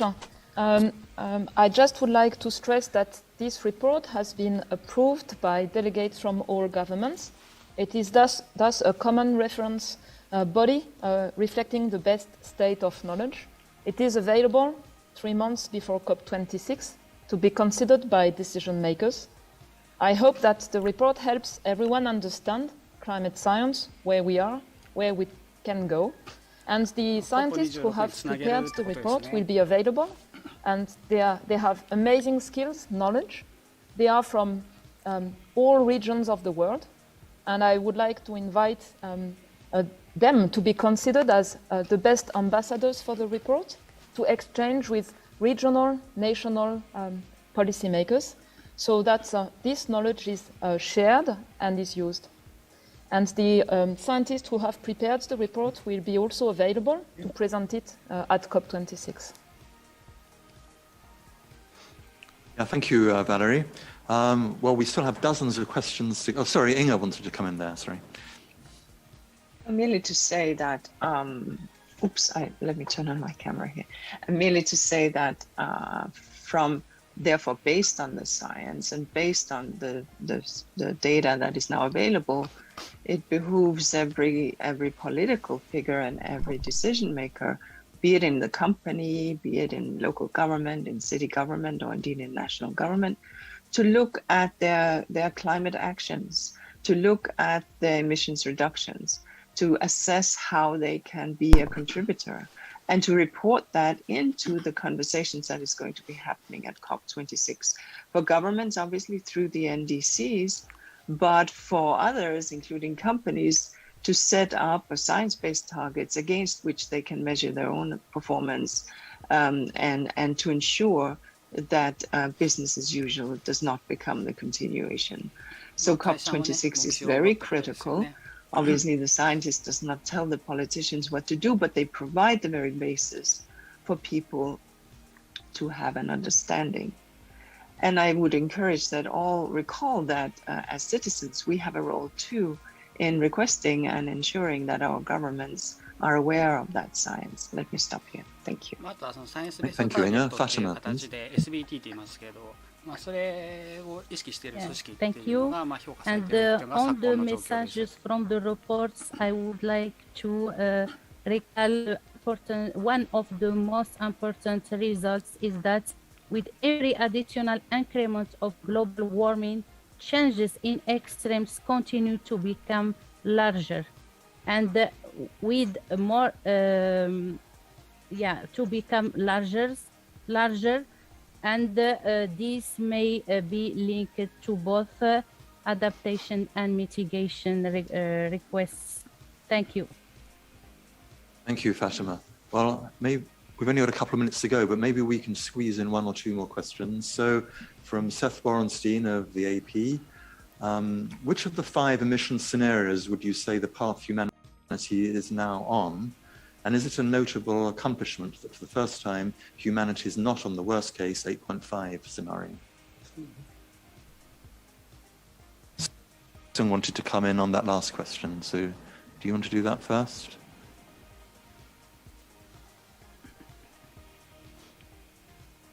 Wei Sung, would you like to come in on the last question or this one? Before you close the meeting, please give me the floor. Yeah, sure.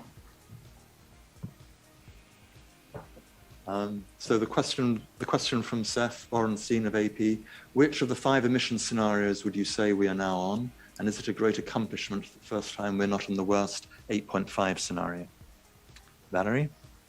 So in this report, we report the assessed response of global temperature and sea level in a consistent way with our assessment of climate sensitivity to 5 illustrative scenarios. it is not the mandate of physical climate scientists to assess the plausibility or the feasibility of scenarios per se. I can still flag that the high and very high emission scenarios are in the absence of additional climate policies. I can also flag that in the 1.5 special report in 2018, it was shown that the pledges from governments in 2015 would lead to global greenhouse gas emissions stagnating at a level close to today until 2030, which would more look like the illustrative intermediate scenario that we are using. And that scenario leads to reach and surpass 2 degrees of global warming by 2050.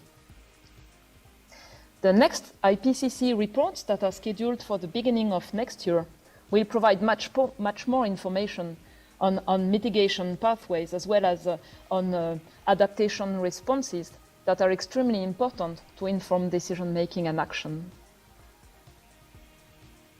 Thank you, Valerie. And before we close, I'll give the word to Huesung, please.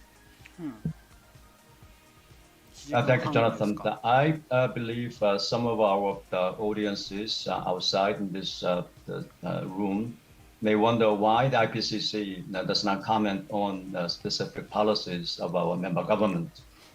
And you probably have seen the other international organizations such as IEA or IAEA or IMF do such things. But we don't do such things. We are policy neutral because IPCC is a multilateral assessment body. So we are not advocating or negating any specific policy of our member government. I hope there is no misunderstanding in our position. Thank you very much. Thank you very much for that reminder, Huesung. It's very useful. Well, we've reached the end of our time, and sorry if we didn't get to all your questions today. There were many more there. But there'll be plenty of other opportunities in the coming weeks and months when we present the report, including at COP26, whether we're doing that virtually or in person or in a hybrid. And we'll be working together with the WMO and the UK Met Office in a joint pavilion there, where we'll be able to discuss this report in detail, as well as at other events at the COP. So, and as Valerie just mentioned, we have the IPCC Working Group 2 and 3 reports coming out in February and March next year. So thank you and see you again soon. That ends this press conference. ワーキング通話でおしまいですと。見れるかな。どこにあるのかな。IPCC のサイトの方で見れるようになっているんじゃないでしょうか。あ、これリンクとか貼ってくれてるかな。概要欄に書いてあるかな。ないね。まあいいか、このまま。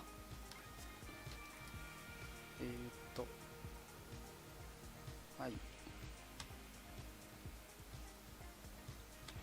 はい。Ipcc AR6。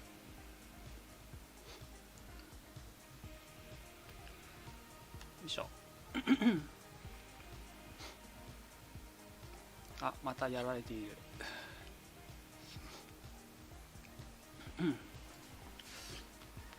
あ、なんだ、キャッシュだよね。じゃあスーパーロードを押せばいいのかな。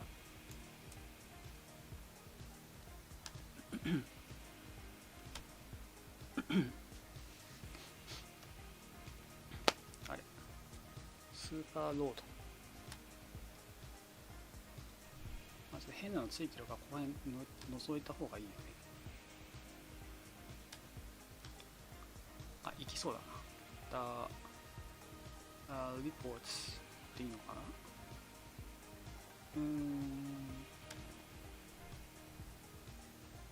リポーツ。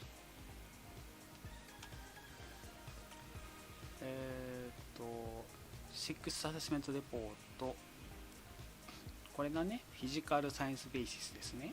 で、上3つはこれからだよ。で、これ第5次です。これはスペシャルレポートか。これも見たやつだね、全部ね。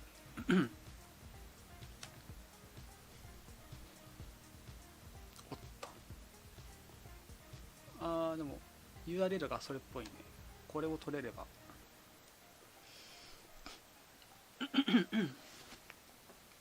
うん、F5 攻撃。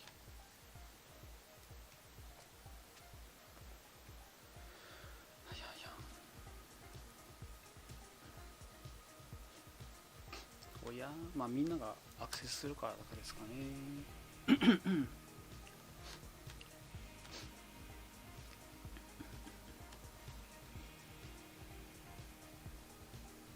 入りそうだね。あら、変わってないかな。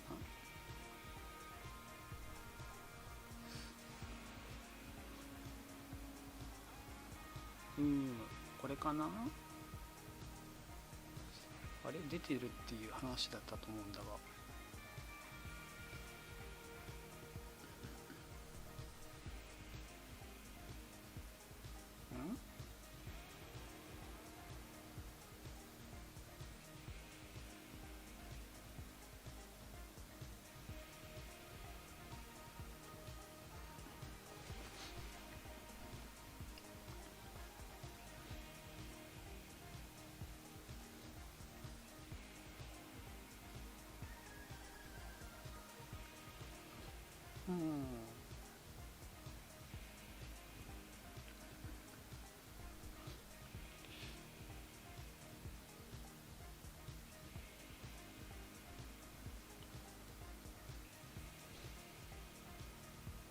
あ、これかな。違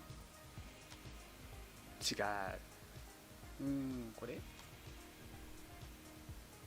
ふお。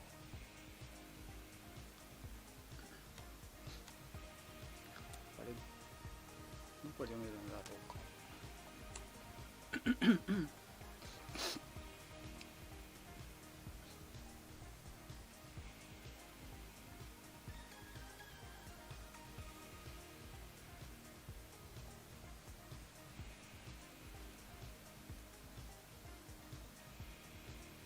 ラモーかな。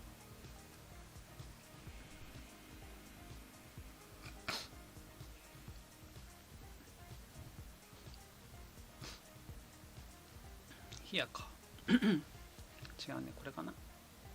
モーインフォメーション。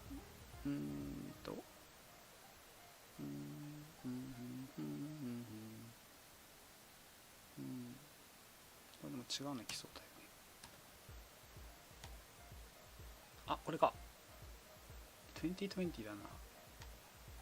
違うね。そうだよね。ラモーかな。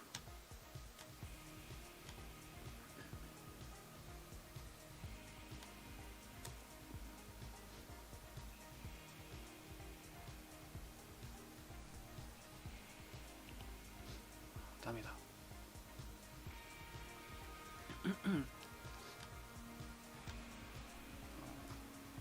誰かがリンクを取ってくれてると思う。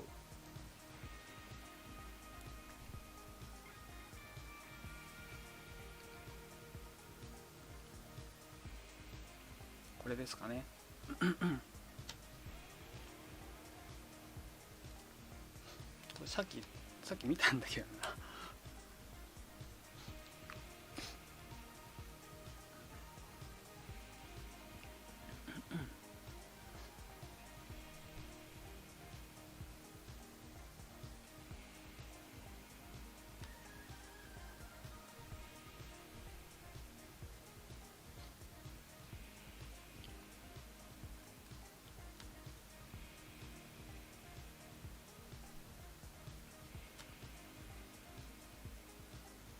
そうだね、これは今までのになっちゃうから。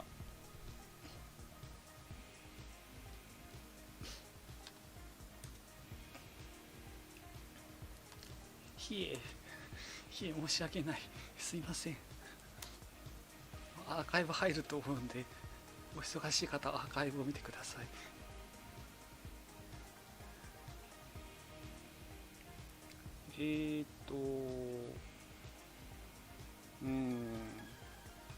こんなにめんどくさいものだったかしら。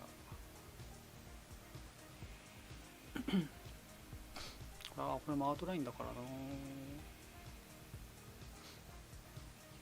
てかこんなにめんどくさいわけがない。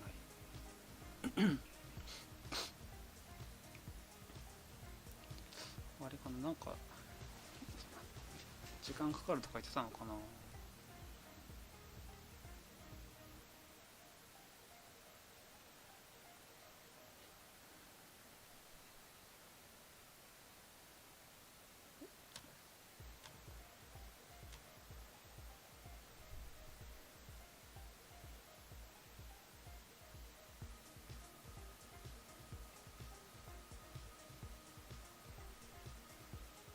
メディアエッセンシャルだもんね。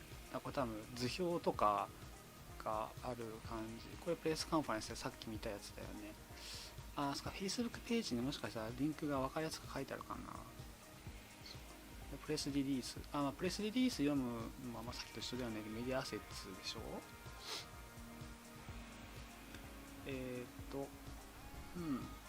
そうだね。オープニングセレモニー。こんなんやってたんや。それは知らなかった。で、これだよね。これだよね。まださっきと同じリンクだったらどうしよう。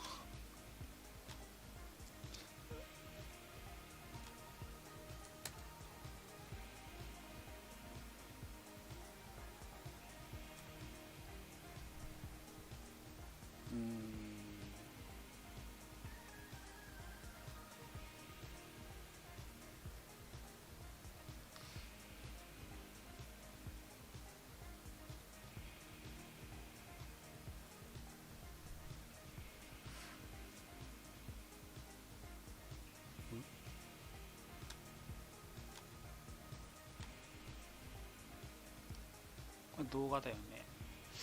動画でも内容が見れるならいいのか。うわ、音が大きいよ。音が大きいってば。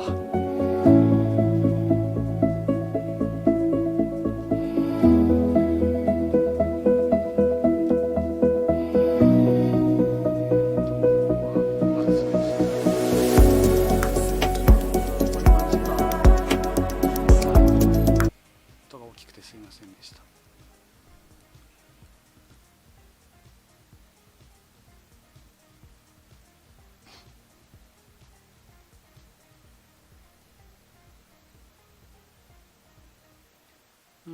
れは新設一番最後ですね。来年の9月が統合報告書が出る。で、ワーキング3が来年の3月ですね。で、アダプテーションが来年の2月ですね。あれだな、タイムラインが狭いですね。でしょ。なんで見つかんないんだろうな。どういうことだ。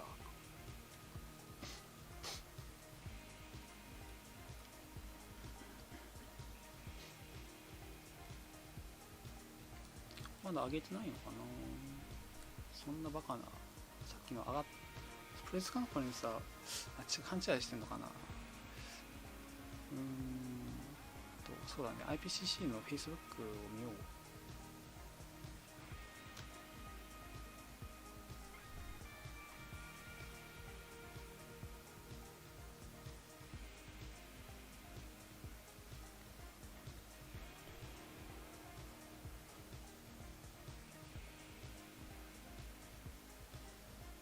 ですね、プレスカンファレンスこれですよって話で、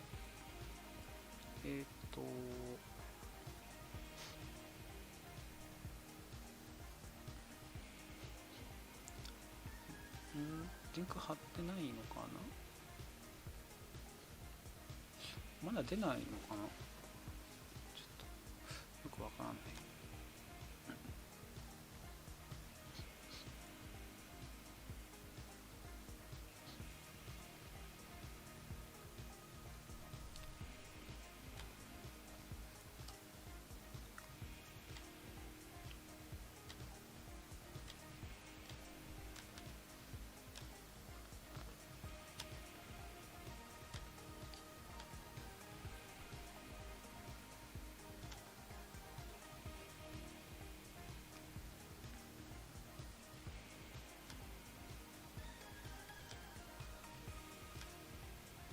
スクリーンキーボードのめんどくささよ、こっちか。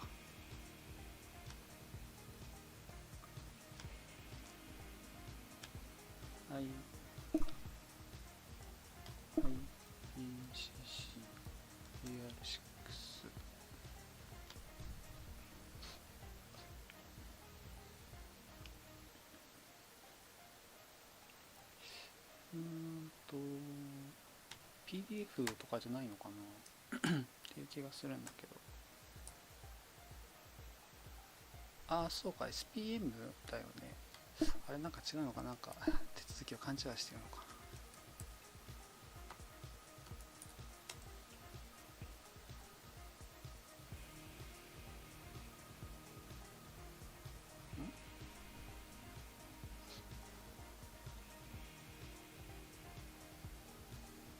これはなんだ。このパンフレットだもんね。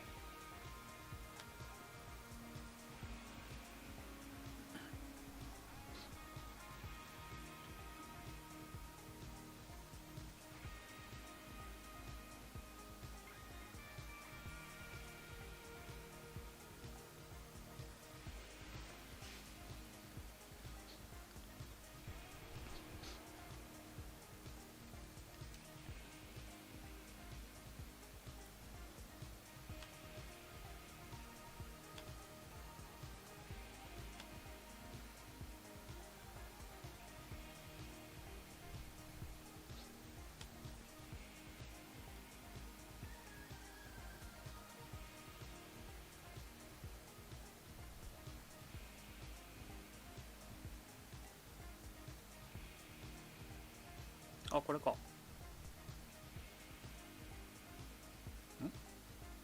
れかな？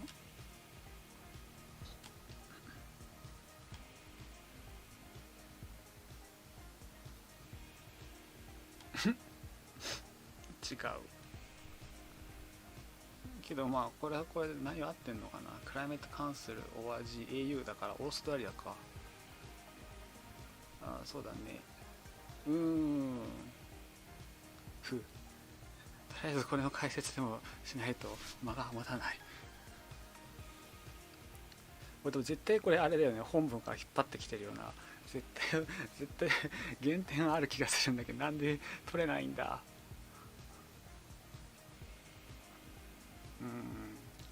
10枚か。10枚で済むなら、はい、そうね。これほぼほぼ本文じゃないのこれ。SPM10 枚だったら割と分かりやすいし。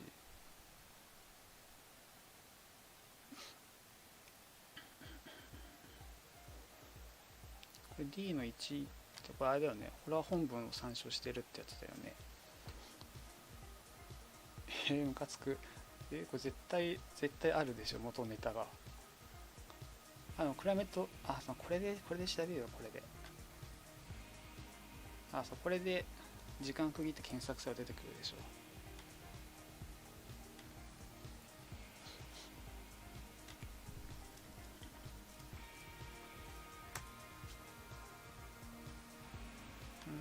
これか。これビットリーだけど、これだな、多分。違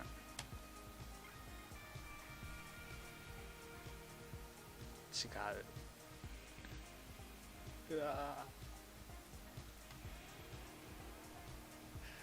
まあこんなこと誰でやってもしょうがないので。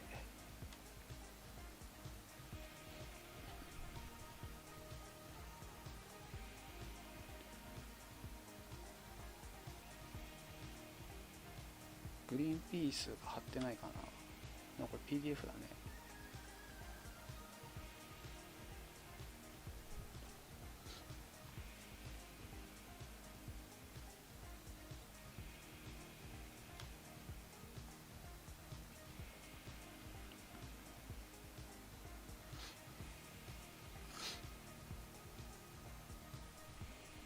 エグゼクティブサマリーページ5存在するんだよね。これどこにあるんだマジで。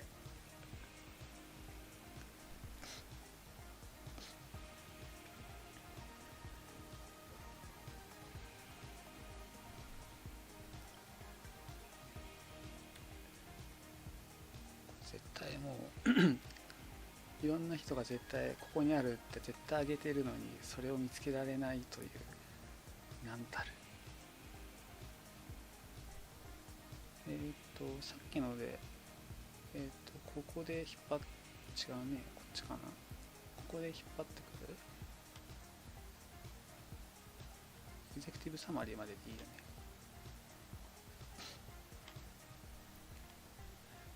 なんでだろう、英語で調べてるのになんで出てこんへんやろ。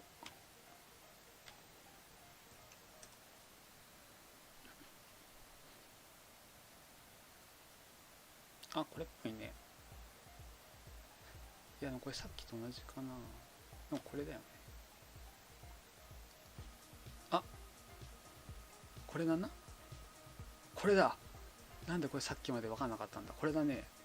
SPM でいいよね。よし。Summary for Policy Makers でダウンロードヘッドラインステートメントサイテーション SPM でいいよね、とりあえず。ここに書いてある通りまで SPM っていうのが、政策決定者向け要約ってやつでして、まあ普通の人はこれしか読めません。まあてか普通の人は読まないんですけど、お仕事してる人も多分基本的にはこれを読むとこれから始まる。でもっと知りたいなと思ったらこのテクニカルサマリーっていう技術要約っていうのを読むと。でもこれ読む全貌じゃないんですよね。SPM が39ページでテクニカルサマリーが150ページ、ここもっと図表とかがいっぱい載ってる形です。でこのフルリポート、これが大変なことになって、これは1300かな、1300ページっていうことで、こんな読んでらんないんですよね、1300ページも。でしかもワーキングが123あって、仮に全部1300だとしてもそれでもう4000ページじゃないですかと。でしかも日本語じゃないっていうのが、大変ですよねってことで、こんなフルリポートなんてなかなか読まないよっていう中で、ここら辺はもうレファレンスとして使うっていう形。ただまあ誰でもアクセスはできるので、そんなことも知らないのってマウント取られても何とも言えないと、もう勉強不足ですとしか言えないっていう形ですねと。タブで開いちゃっていいかな。なんてページで。はい。テスト PDF？ あ、PDF まだできてないってこと。そっか。じゃあこのまま押せばいいってことか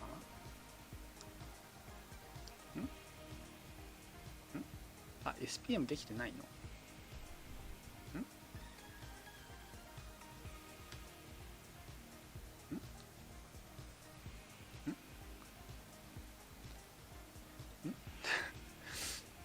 あれ？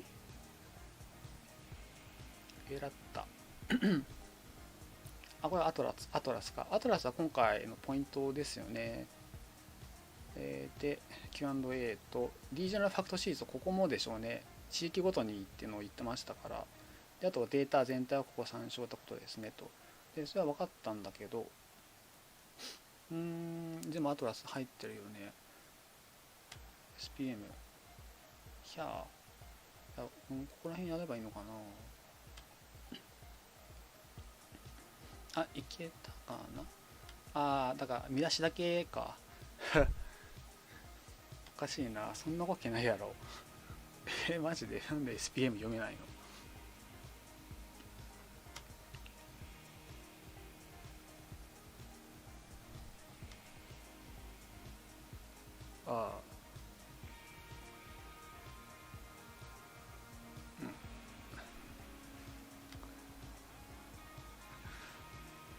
マジで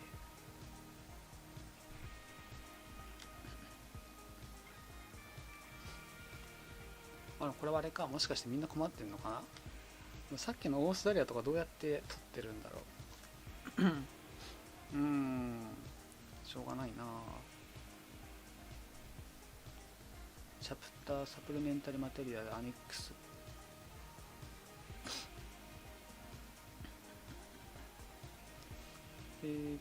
まあ、とりあえずテクニカルサマリー150を飛ばしながらやってって感じかな。まあ、それしかないですよね。これって、リンクないんだ。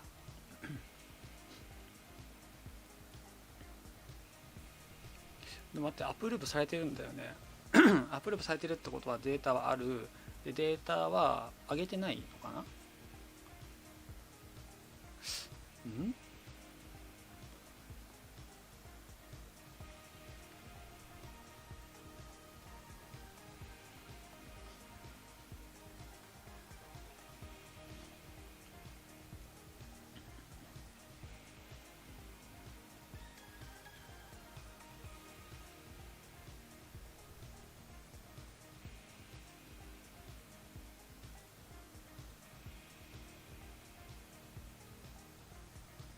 上に戻るってやつだよね。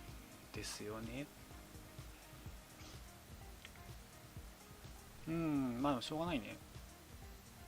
これはこれあれかな、誰かが偶然手に入れた SPM をどっかに上げているっていう可能性にかけようか。そうすると Ipcc AR6 SPMで、シンセシスでしょ。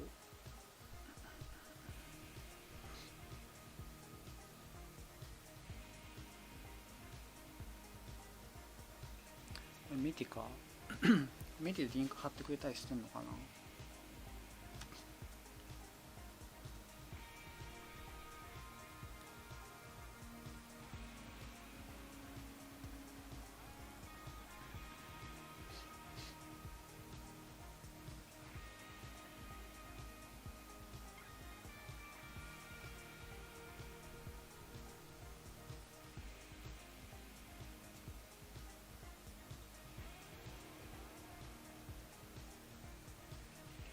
まあここに SPM の概要が日本語で書いてあるから、これ見るのが分かりやすいっていうのがありますね。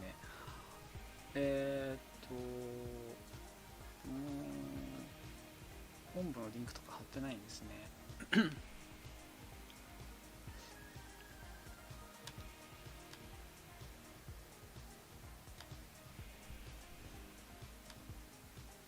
でもこれあれだね、ヘッドラインステートメントか。それしかないのかな。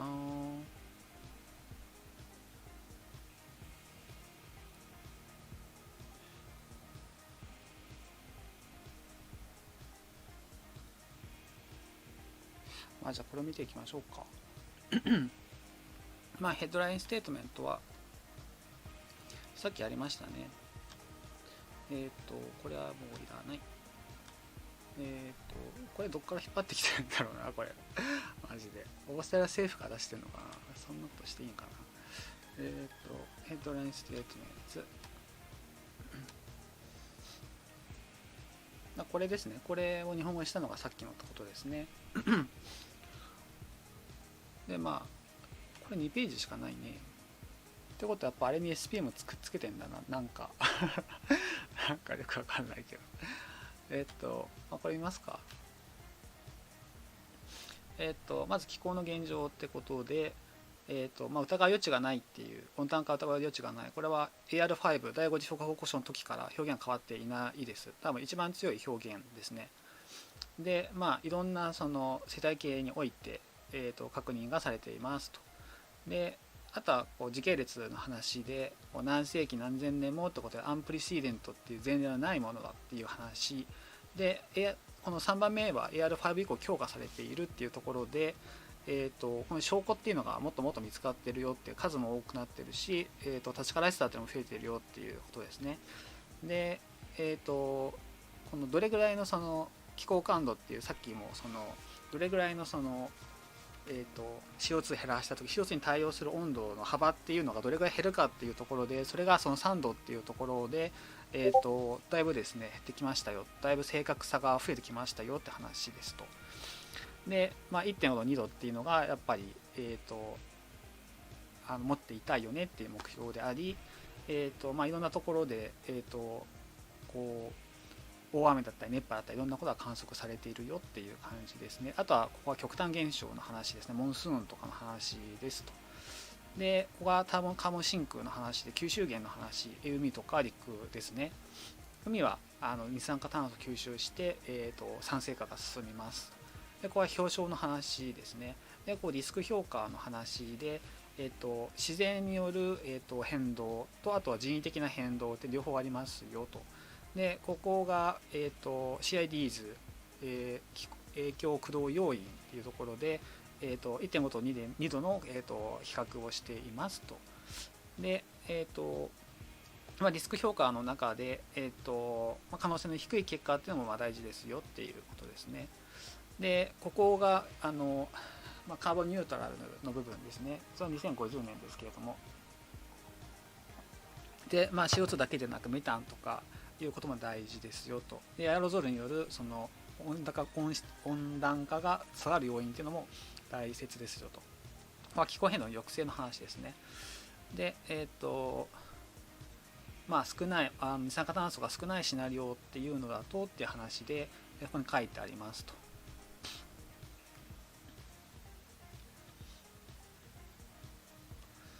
でここはちょっと面白いのかな。温室効果ガスとエアロゾルの濃度及び大気質に数年以内に識別可能な効果をもたらすということで、まだ分かってないけれども、あとちょっとで分かりそうですよっていうことですね。でその際っていうのは、約20年以内にっていうと、今2021年なので2040年、までにですね、この平均気温の変化の傾向っていうのがサイエンス的には分かってくるっていうところをですね、ここがかなり重要で、そのサイエンティフィックにできるってこととポリティカルにできるってことは違うっていうことですよね。分かってても、国として損だからやらないっていうところが出てくるのが COP の話ですと。で IPCC の話っていうのはあくまでサイエンスっていうところなんですけど、SPM っていう政策決定者向けの要約のところだと、政府が介入して内容を修正できるので若干歪むんですよねっていうところが、ちょっとコップ的な要素が入ってきてしまって、それがもう AR5 の時点ですね、8年前の、作業部会、総会において、顕著に見られました。特に、ワーキング3ですね、ミティゲーションの話、温室効果ガスを減らすってところですと IPCC でもかなりコップ的な要素が出てきてしまうっていうところが、明確に分かったっていうのがありましたと。でこれがエラーバーのような形、さっきのその気候感度的なところでやっぱりすごくその1対1の対応っていうのはなかなかできないシミュレーションっていうこともありまして、なので範囲を持ったままでシナリオっていうのがありますよっていうところですね。で、よく言われるのがこの自然の影響だけを考えた時の話と今の話を比べるとギャップがある。じゃあそれなんでかってそれは人間のせいだよねっていうのが一つのシンプルな、考え方で、それが人為起源と言われるゆえんっていうところですねと。はい。で時間軸でいろいろ出してるよって形で、これ今回新しいですね。面白いですね。面白いけどちょっと分かりにくいよね。これ世界地図を表現したんですね。でそれを蜂の巣みたいな六角形を重ねてやっているっていう形ですね。で六角形ごとに、それぞれの地域に名前を付けているということですよね。これが名前をどうやって付けてるのかってちょっと分からないですけど、国とかじゃないですよね。これニュージーとかなのかな。これパシフィックだね。何かゆかりはありそう。これマダガスカルだね。やっぱ国か。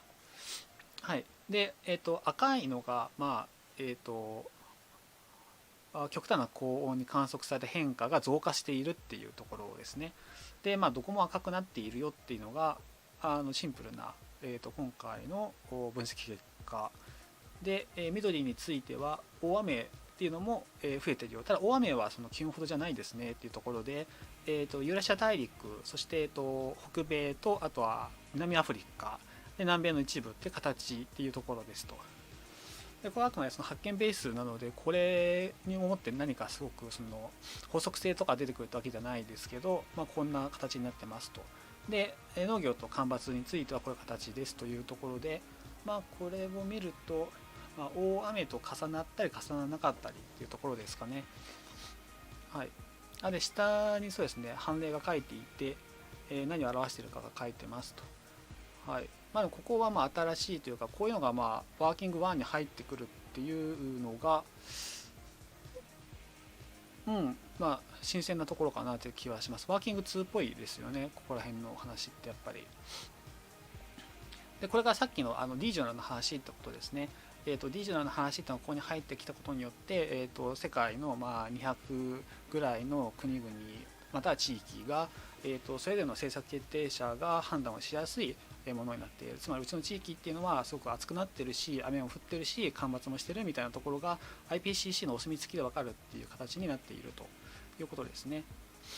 で評価っていうのは4段階だよっていう形で色もそれに合わせて付けられている。革新度っていうのは中程度以上。ただ正直中程度っていうのはあんまり高くはないですね。もっと上があるので、革新度のレベルとしても。で原因特定、ディテクションアトリビューションおよびイベントアトリビューションに関する分岐に基づいておりっていう形ですと。革新度が高い、中程度、革新度が低いなので、高いで見ていくのが安全かなと思います。中程度っていうのはあまりかなっていう、そこら辺も結局その政策決定者とか、あとはその国民がどれだけ気候変動に関心があるとか、ビジネス的にどれぐらい影響があるかとか、そこら辺で変わってくるんですけど、中程度はどうでしょうねっていうところは個人的な意見ですね。で、ここもシナリオですね。よくある形ですと、ほっといたらこうなっちゃいますよ。ちょっと5度ぐらい上がっちゃうっていうのもあって、でうまくこうプラトーに抑えることができると、 1.5 度2度ぐらいに抑えることができると、これぐらいその CO2 を減らさなきゃいけないっていうことになってしまいますと。でここは面白いですね。9月の北極海の海氷面積っていうのがこういう形で表されているっていうのは SPM としては新しいのかなと思います。でこれはさっきと逆転をしまして、要は二酸化炭素が少ないところの方が面積が残るってことですよね。なのでこうやって上にこう残る形で、そうじゃないと下にこう下がってしまうって形で、もうこれゼロになってしまいますよね。でこのステショールドより下っていうのはもう氷がない状態ってことで、結局これって 1.9 と 2.6 じゃないともう北極海に氷がないんだよって話になっちゃうわけですよ。でこれなんで9月を持ってきたかっていうと、おそらく9月が氷が一番ない時期なんでしょうね。寒くなってきたら当然氷がまたできますので、9月っていうのは要は夏ってことですよね。北半球において夏における、氷の面積っていうのがゼロもしくは実質的にない状態になってしまうっていうところが、結局この 1.5 度2度に抑えない限りはそれが生まれてしまうということで、年間で北極海に氷がない時期が生まれてしまうっていう時になって、例えばじゃあ白熊さんどうするのみたいなことになっちゃうってことですよね。でそれっていうのがもうそこに入ってしまったら、そこから先はもう多分ずっとそうですよ。毎年北極海に氷がない状態になってしまうっていうところが恐ろしいってことですよね。ただそうなった時にもうロシアとかが北極海航路っていうのができて、そこに船通せるから、まだ新しいですね、大航海時代みたいなのが始まってみたいないう形になるんでしょうね。なのでやっぱりその影響っていうのはやっぱりその立場とか国々によって変わってくるってところで、このグラフ図を見た時にやっぱりプーチンがそう喜んでるかもしれないと。でこれは海の酸性化の話ですと。でもともとはこれ8以上あったところがですね、ここら辺になってしまうともうそうですね 7.6 とか、ごめんなさい僕1ぐらい下がったって言ったような気がしますけど、ごめんなさいね 0.1 とか 0.2 とかそのぐらいですね。ただそれでも多分すごく大きいっていうところで、そうですね。いやこれでもグラフはなんか違う気がするな。僕が見たのと違うかな。いずれにしてよ、このグラフでいうと弱アルカリだったものが、より中性に近づいているという状態ですね。海はミネラルが溶けているので、アルカリっていうのがすごく分かりやすいかなと思いますでこれ海面水位の変化でして、1900年基準として2300年のっていう話、すごく温暖化対策しないで進んでしまった場合には、こういうのもある。でそれが2300年ということで、だいぶ先の話ですけど、やっぱりそういう可能性の世界っていうのがあるっていうことですよね。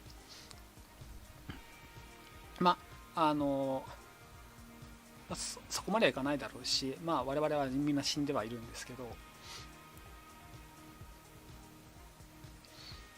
で海面の話ってのはこうですね。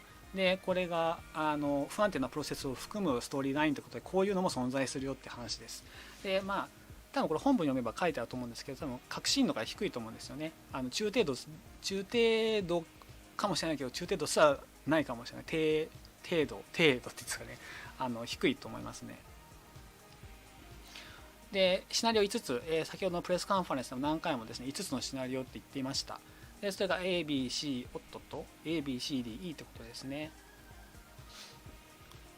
はい、でそれぞれが多分すごく温暖化が頑張った世界からもうほったらかしの世界までってことだと思うんですけど、でそれが書いてありますと。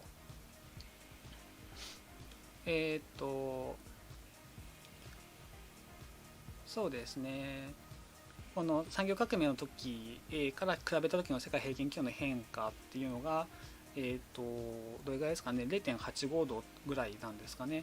1度ぐらい上がった時の話っていうところですかね。で B っていうのが9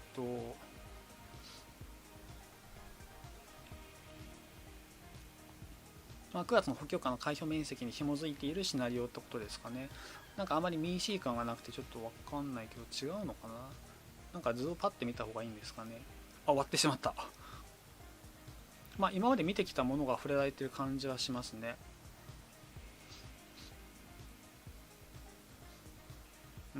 ちゃんと SPM を読みたい。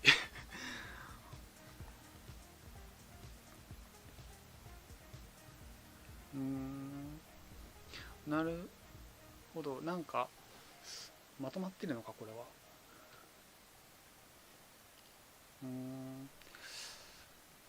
は。そうですね。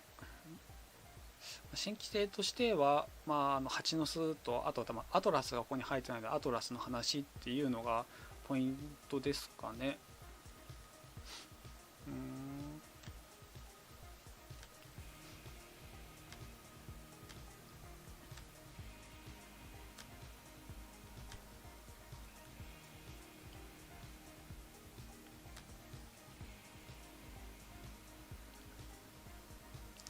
これもない PDF。フリーズリプレイス。これなんか方法があるのか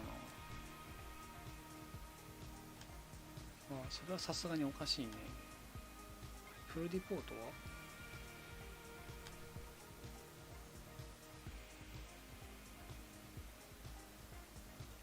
これありそうだな。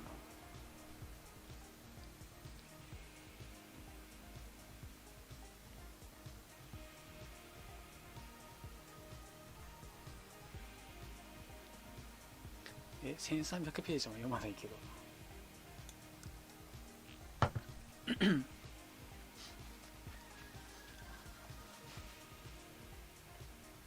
お、3949。あれか、これの頭が SPM なのかな、もしかして。そうだね。これでよかったな。サマリーフォーポリシーメーカーですね。はい。でドラフティングオーサーズがこんなにいますよと。でこの後にコントリビューティングオーサーズがあって、これが統括かな。統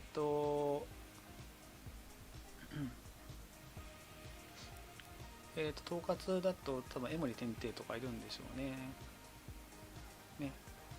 日本人、ここにジャパンとかありますね。高藪いずる先生とか、ここは、小坂優先生とかね。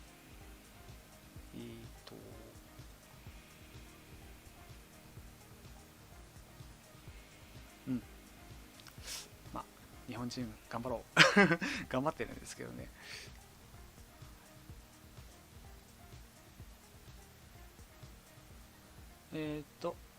章立てとしては同じですね。当たり前なんですけど、気候の現状とあとあり得る未来と、あとは、気候のその変化とリスクアセスメント、あとリージョナルアダプテーションの話と、リミティングフューチャー、シナリオの話ですね。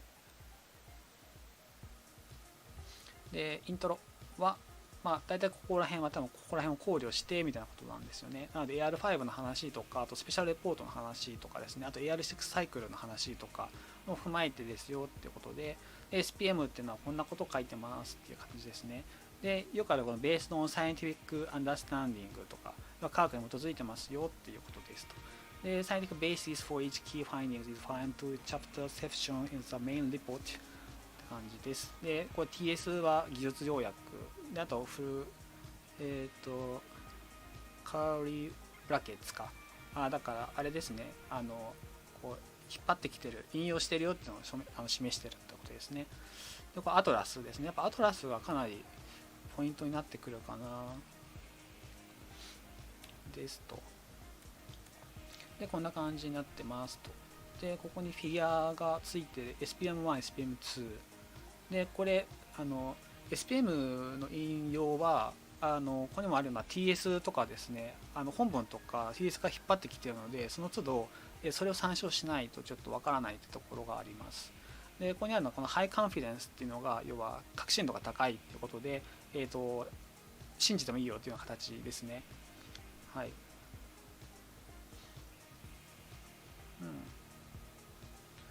そうですね。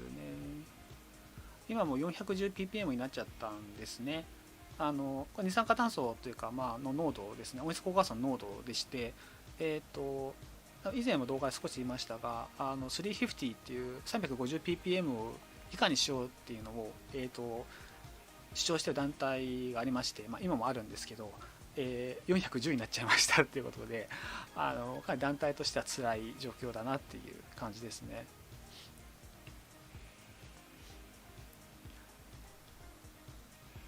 これは数字の話ですね。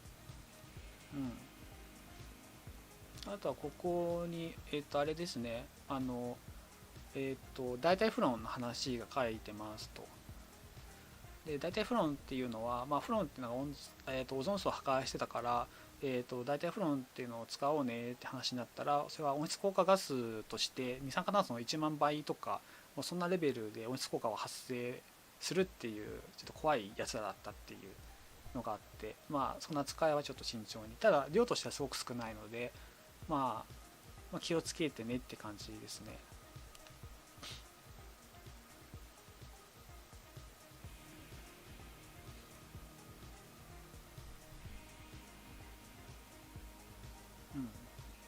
で図ですねと。さっき日本語で内容をざっとさらったので、そんなに引っかかるところはないかなと思いますけど、あと他にベリーライクディとかですね、そこら辺ですごく確からしさっていうのを表現してるっていうのがこの Ipcc の文章の特徴でもあります。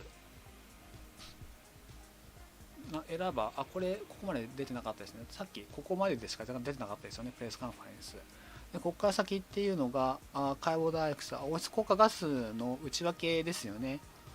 でカーボンダイオキサイドっていうのがもうすごく強いんですけど、ここにあるようなサルファーダイオキサイドですね、S ソックスってやつですよね。違うね、ごめんなさい。SO2 ですね、すいません。サルファーダイオキサイドだからそうですね。二酸化S だから二酸化硫黄ですねっていうのがマイナス、ソックスでいいのかな。多分そのソックスで大気汚染するとエアロゾル的に働いて温室効果が下がるっていうところだと思います。こちらオーガニックカーボンですね。これも酸化炭違うね、オーガニックだからあれかな、その天然のってことですかね。でアンモニア、ブラックカーボンマイナスだった気がしますけど、ちょっとプラスでもエラーバーあるからちょっと微妙なんですね。っていうような感じで、これはアビエーションカウントレイルズ、航空の話ですけど、ここら辺が支配的だってことですね。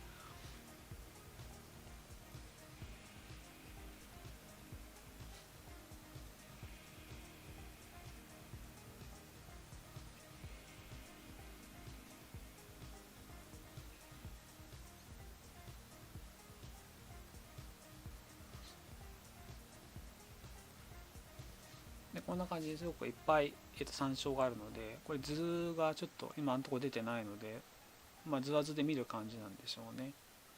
だからちょっとめんどくさい。でこれは蜂の巣ちゃんってやつですね。ここら辺はなんか本文でちょっと深く見たい気はしますよね。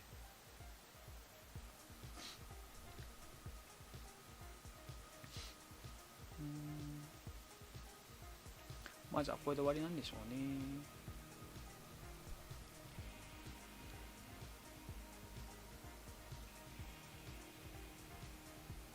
なるほど。さっきの3度のところの気候感度のところは 2.5 度か4度っていう話で、これは AR5 の時には 1.5 度か 4.5 度っていう話で、まあ4度の幅があったのが3度の幅に収まったってことで、1度分確からしさが増したっていうところが、まあ、科学この8年間での進捗っていうことですね。まあ、なのでそれだけまあシミュレーションっていうのが確からしくなったっていうところだと思います。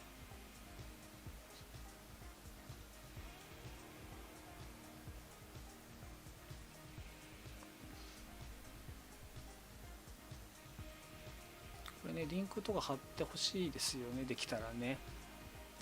は飛べるんですけど。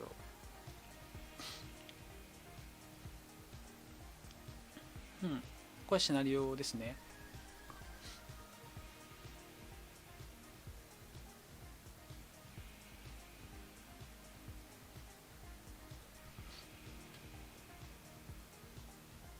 ああ、なるほど。そのそれぞれのシナリオでの温室効果ガスの寄与を内訳を作っているって感じですね。でもまあ内訳はまあなんか似たようなものですね。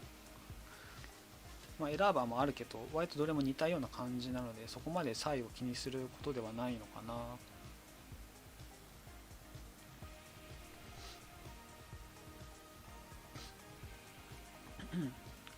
で、まあ、これがそれぞれのシナリオにおける、この時間軸におけた時の、どれぐらいの温度上昇かって話ですね。でこの 1.9 と 2.6 っていうのが、まあ、私たちが目指すべきところってことで、ただまあエラーバーがあるので、範囲っていうのがある。ただ一番、ここじゃないかと思われるところっていうのが、1.5 度とか 1.6、1.7 とか 1.4、1.8 ってところですね。でこの 1.9 においてはもう気温上昇っていうのがこう、下がるっていうことですね。素晴らしいですけど、本当にっていう感じですけど、まあここまではいかない。まあ多分誰もここができると思ってないと思うんですけど、まあ 2.6 もねかなり難しいんですけどね。なのでまあ、10年ぐらい前からある話だと、やっぱりこの世界っていうのはこの 3.6 度になる世界だっていうのが言われていて、そう考えるとこの今この SSP がSSP3 7.0 ってところですねが、まあかなりシナリオとしては近いのかな。まあそうすると結局9月に北極海の氷はなくなっちゃうんですけど、まあ今のところこの、シナリオの可能性が高いかな。なので、まあ、ここから 2.7 にでも下げれたらですね、まあ、頑張ったねっていう感じにはなるかなと。まあ、ただそれにおいてもですね、この2050年あたりですとベストエスティメイトがかなり気温が変わらないので、かなり体感としてシナリオどっちのシナリオに自分たちがいるかっていうのがまだわからないというか、逆に言うとここがまあ分水嶺になって、この2050年でカーボンニュートラル達成できているかとかいうことに関わってくると思うんですよね。でそこから先の温度上昇を抑えられるかどうかで、この2100年あたりのですね気温上昇ってかなり変わってくる。もちろん私たちは死んでる。で子供世代孫世代がどう生きるかっていうところですよね。でここ1度ぐらい変わるので大きいですよね。この東京オリンピックもかなり大変だったと思いますし、もう夏の暑い中っていうのもあって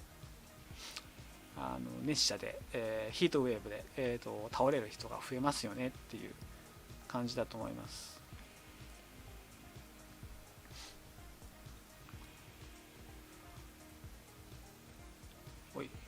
でこれが全体の温度分布ですね。はい、極地の方が高いよっていうことですね。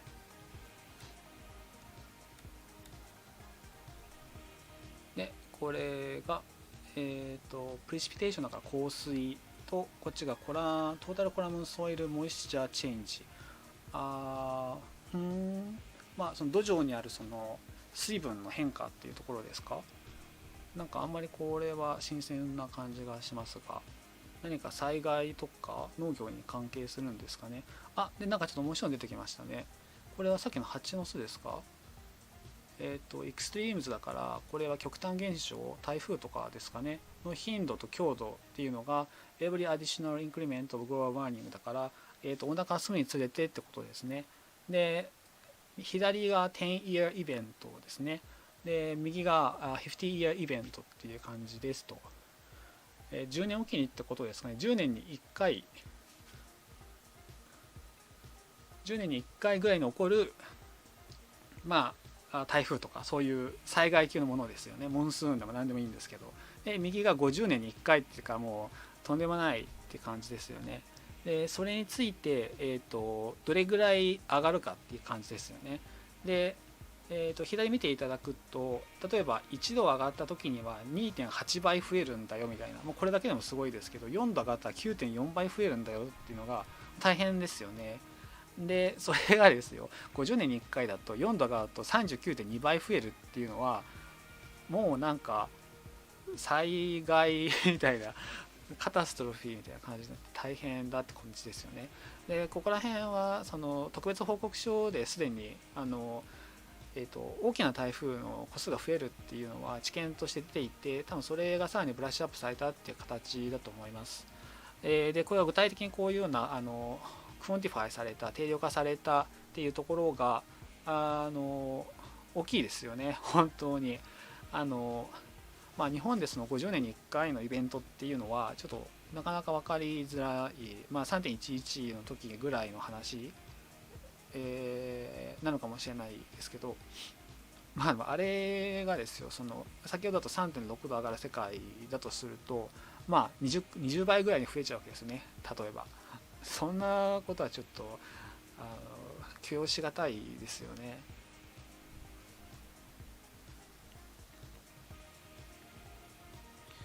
でこっちのヘビープレシピテーションっていうのは本当に集中豪雨みたいなものも、これも 30.2% ウェターで、これはあれですね、ソイル土壌のってことですか。これインテンシティの方ですね。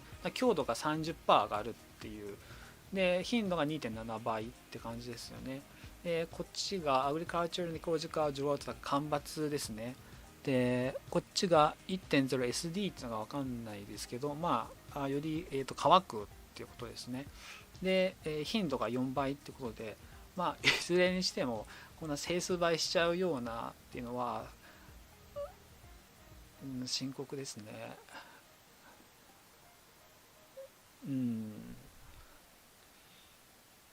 つ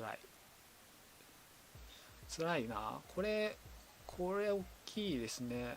このエクストリームイベントの頻度と強度の話っていうのがちょっと辛いですよね。あとメディアとかにも流しやすいですね。硬い番組だったらここら辺ポンって出してちょっと分かりやすくして報道っていう感じになるんじゃないでしょうか。で詳しいところ文章に書いてますね。十分なデータだったと思います。十分な表現だったと思いますが、確信度は確かに書いてなかったのかな。5% 優位ってやつですかね。統計的な 5% 優位ってやつか。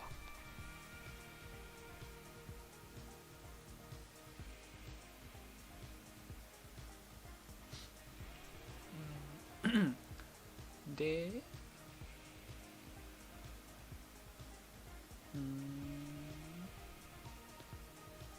この極端現象の話とかですかね。でカーボンシンクの話ですね。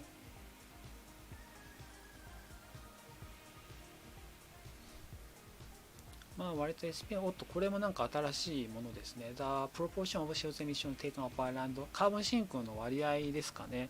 ランドとオーシャンとアトモスフィアで、アトモスフィアの割合が増えてますよねって。これは何でかっていうのはかなり明確でして、気温が上がると飽和水蒸気量っていうのが増えるっていうのは、中学校の理科とかでやったと思うんですけど、だから空気中により水分が溶けるってことですよね。で結局それがその豪雨とかにつながるっていう形で、それがつまり熱帯的な気候っていうことですよね。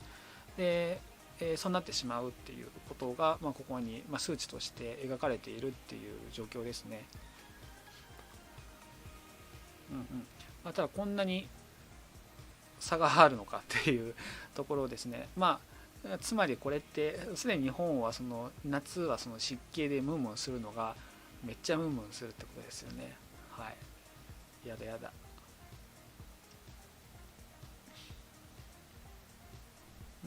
であとやっぱカーボンシンクはさっき 58% って言ってましたけど、これは 59% って書いてますね。でも母数が違うのかな。CO2 に直したからかな。まあそんぐらいですね。それが要はランドとオーシャンに入ってアトモスフィアには40% ぐらいしか残らないっていうのが変わってくるよってことですね。ごめんなさい、カーボンシンクの話だからちょっと違うか、すいません。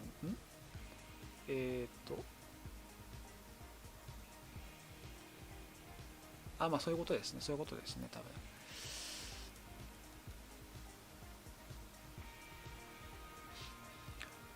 そうですね。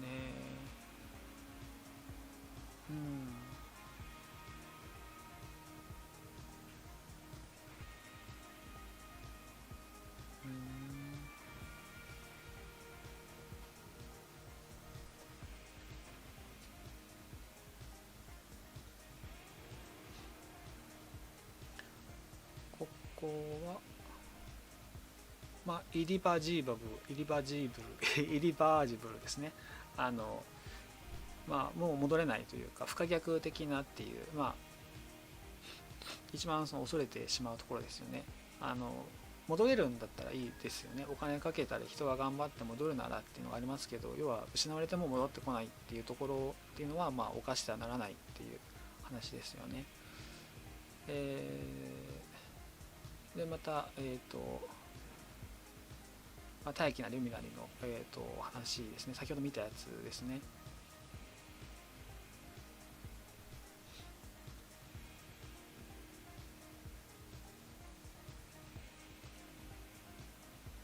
でリスクとリージョナルの話、アトラスの今の参照はここすごいですね。アトラス、まあ、アトラスは見ないといけないですね、やっぱ。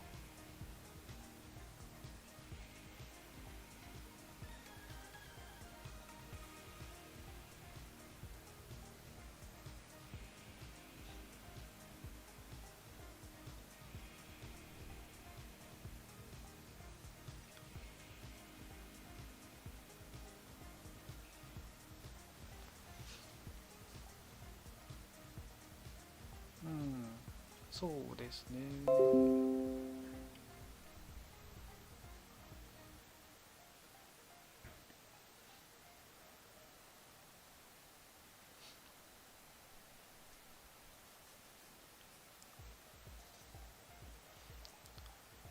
また面白い図が出てきましたね。Multiple climatic impact drivers are projected to change in all regions of the world。まあ多くの気候の影響を与える要因っていうのが、まあ、全世界的に影響を与えるっていうことですね。でこれが何かっていうと、そうですね、さっきの7項目っていうのがよりその分化されて、どういう影響があるかっていうのを可視化しているっていう形ですね。まあ、いいですね。こういう図を作れるようになりたい。mean surface temperature だからまあサーフィスって言っても当たり前なんですけど、まあ平均気温ですね。で extreme heat だからまあ極度の熱波でしょうか。で cold spell で逆に寒い時でフロストっていうのがどんな影響か。でここは regions with high confidence increase とこっちがregion with medium confidence decrease でこれが Virtue Legend。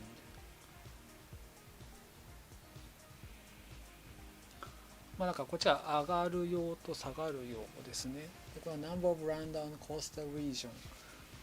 だからどこら辺にどれぐらいの数に影響があるかってことで、色が濃い方がハイカンフィデンスで、色が薄いのはそんなでもないよっていうことですね。でこのライトシェイディッド、この薄く後ろの背景的にあるやつっていうのがエンベロップレジェンドで、The height of the light shaded envelope behind each bar represents the maximum number of regions for which each shade is relevant。 だからまあ母数ってことですかね。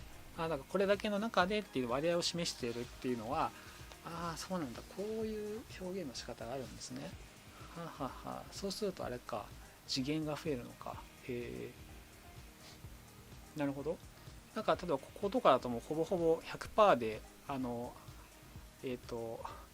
革新度が高いっていうことですよね。でこれはアトモスフェリック CO2 at surface だから、大気の CO2 の話っていうで、それっていうのはすごくこの全体の陸地とかに影響を与えてるっていうことなんですね。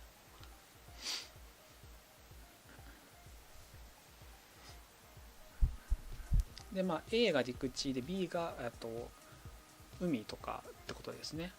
っていうのを見ると結局そのコースタルの影響っていうのが結構革新度が高く大きいっていうことが分かるんですかね。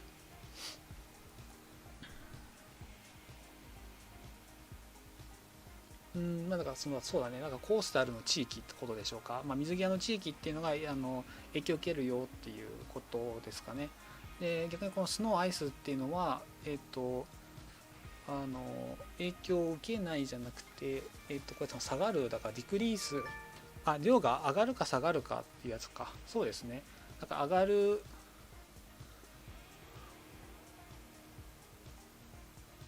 革新度が上がったか下がったかっていうことなんですかね。っていうのがこれは今回の AR6 で新しい発見なんですかね。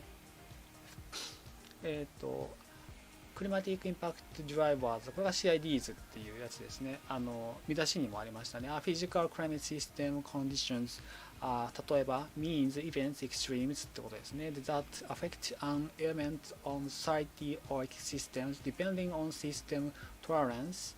CIDs and their changes can be detrimental, beneficial, neutral, or a mixture of each across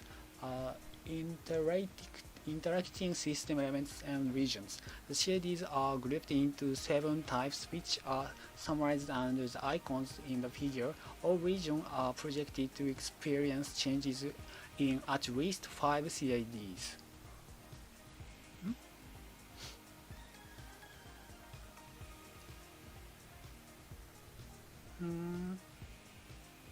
All regions が5個の、少なくとも5個の Almost all 96% are projected to experience changes in at least 10 CIDs. そうか。これがってことなんか。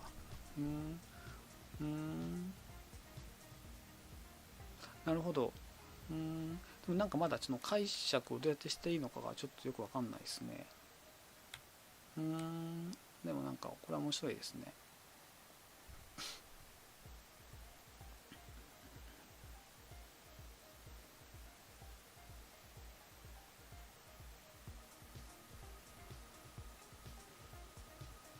で、リミティングフューチャー、最後のシナリオの話ですね。はい。で、こんな感じですよ、という感じですね。こう、写影みたいにしてこういう風に揃えたんですね。そっちの方が見やすい。プロジェクションで書いてあるわ。そうですね。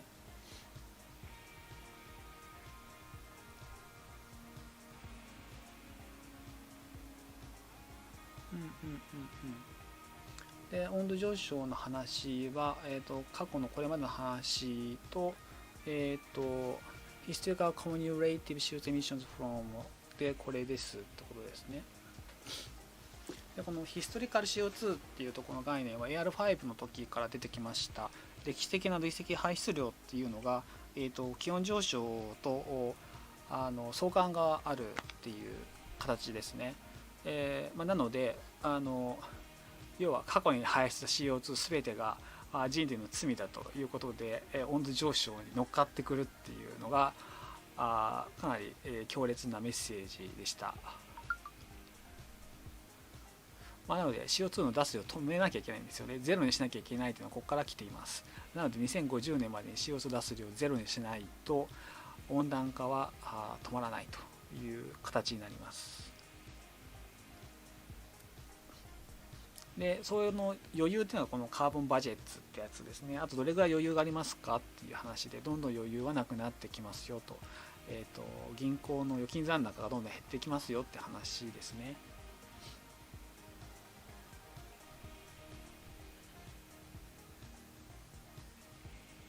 はい、でここまでが SPM ですね。でここから先テクニカルサマリーになるので、同じ内容をもうちょっと深掘りする形で進み、最後にはフルペーパーで、その後は多分いろいろアトラスも入ってるんですかね。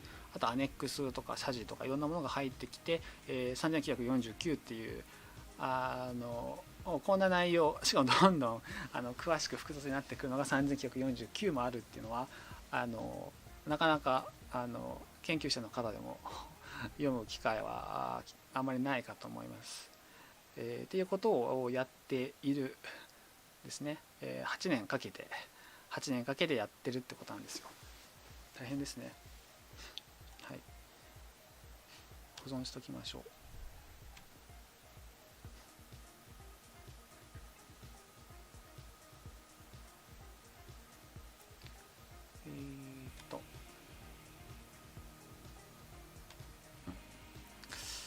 はい、ということで、242メガもある。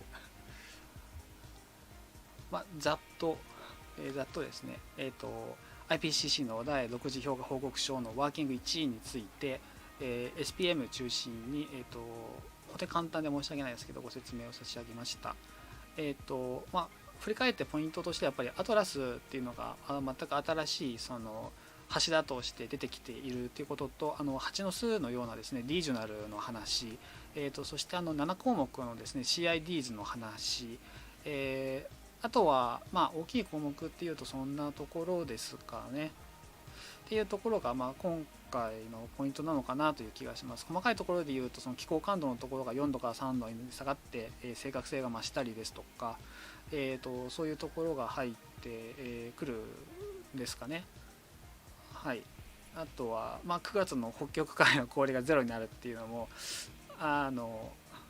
結構ねしかも多分ほぼほぼなりそうだっていうのがかなり悲しい感じで、結構メッセージ性は多分にあったかなと思います。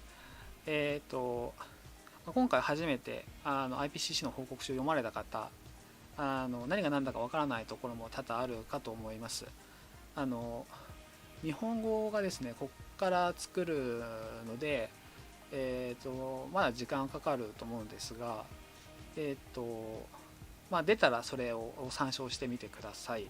でそうでなくてもですねこの動画を見返していただいたりとか、あとはすでに上がっているそのヘッドラインベースにした最初の方にですね参照させていただいた日本語のものがありますので、そこを見ていただくとかですね、あとはこちらの方にですね、ホームページの問い合わせのところに書いていただくのがいいかなと思いますけど、質問等いただきましたら、今回細かいところまではご説明しなかったので、そういうところを改めてということであればそれに合わせてまた解説動画とかも作りたいなと思います。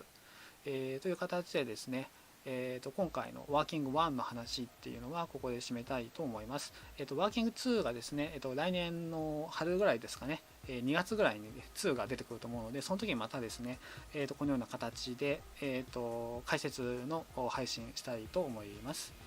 はい。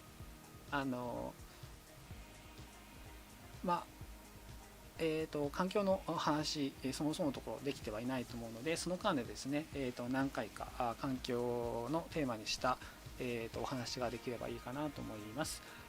それでは皆さんありがとうございました。明日から仕事の方、勉強の方、お休みの方、それぞれいるかと思いますが、オリンピックも終わり、コロナにですね、また気を引き締めていただいて、安全安心のもとですね、過ごしていただければと思います。それ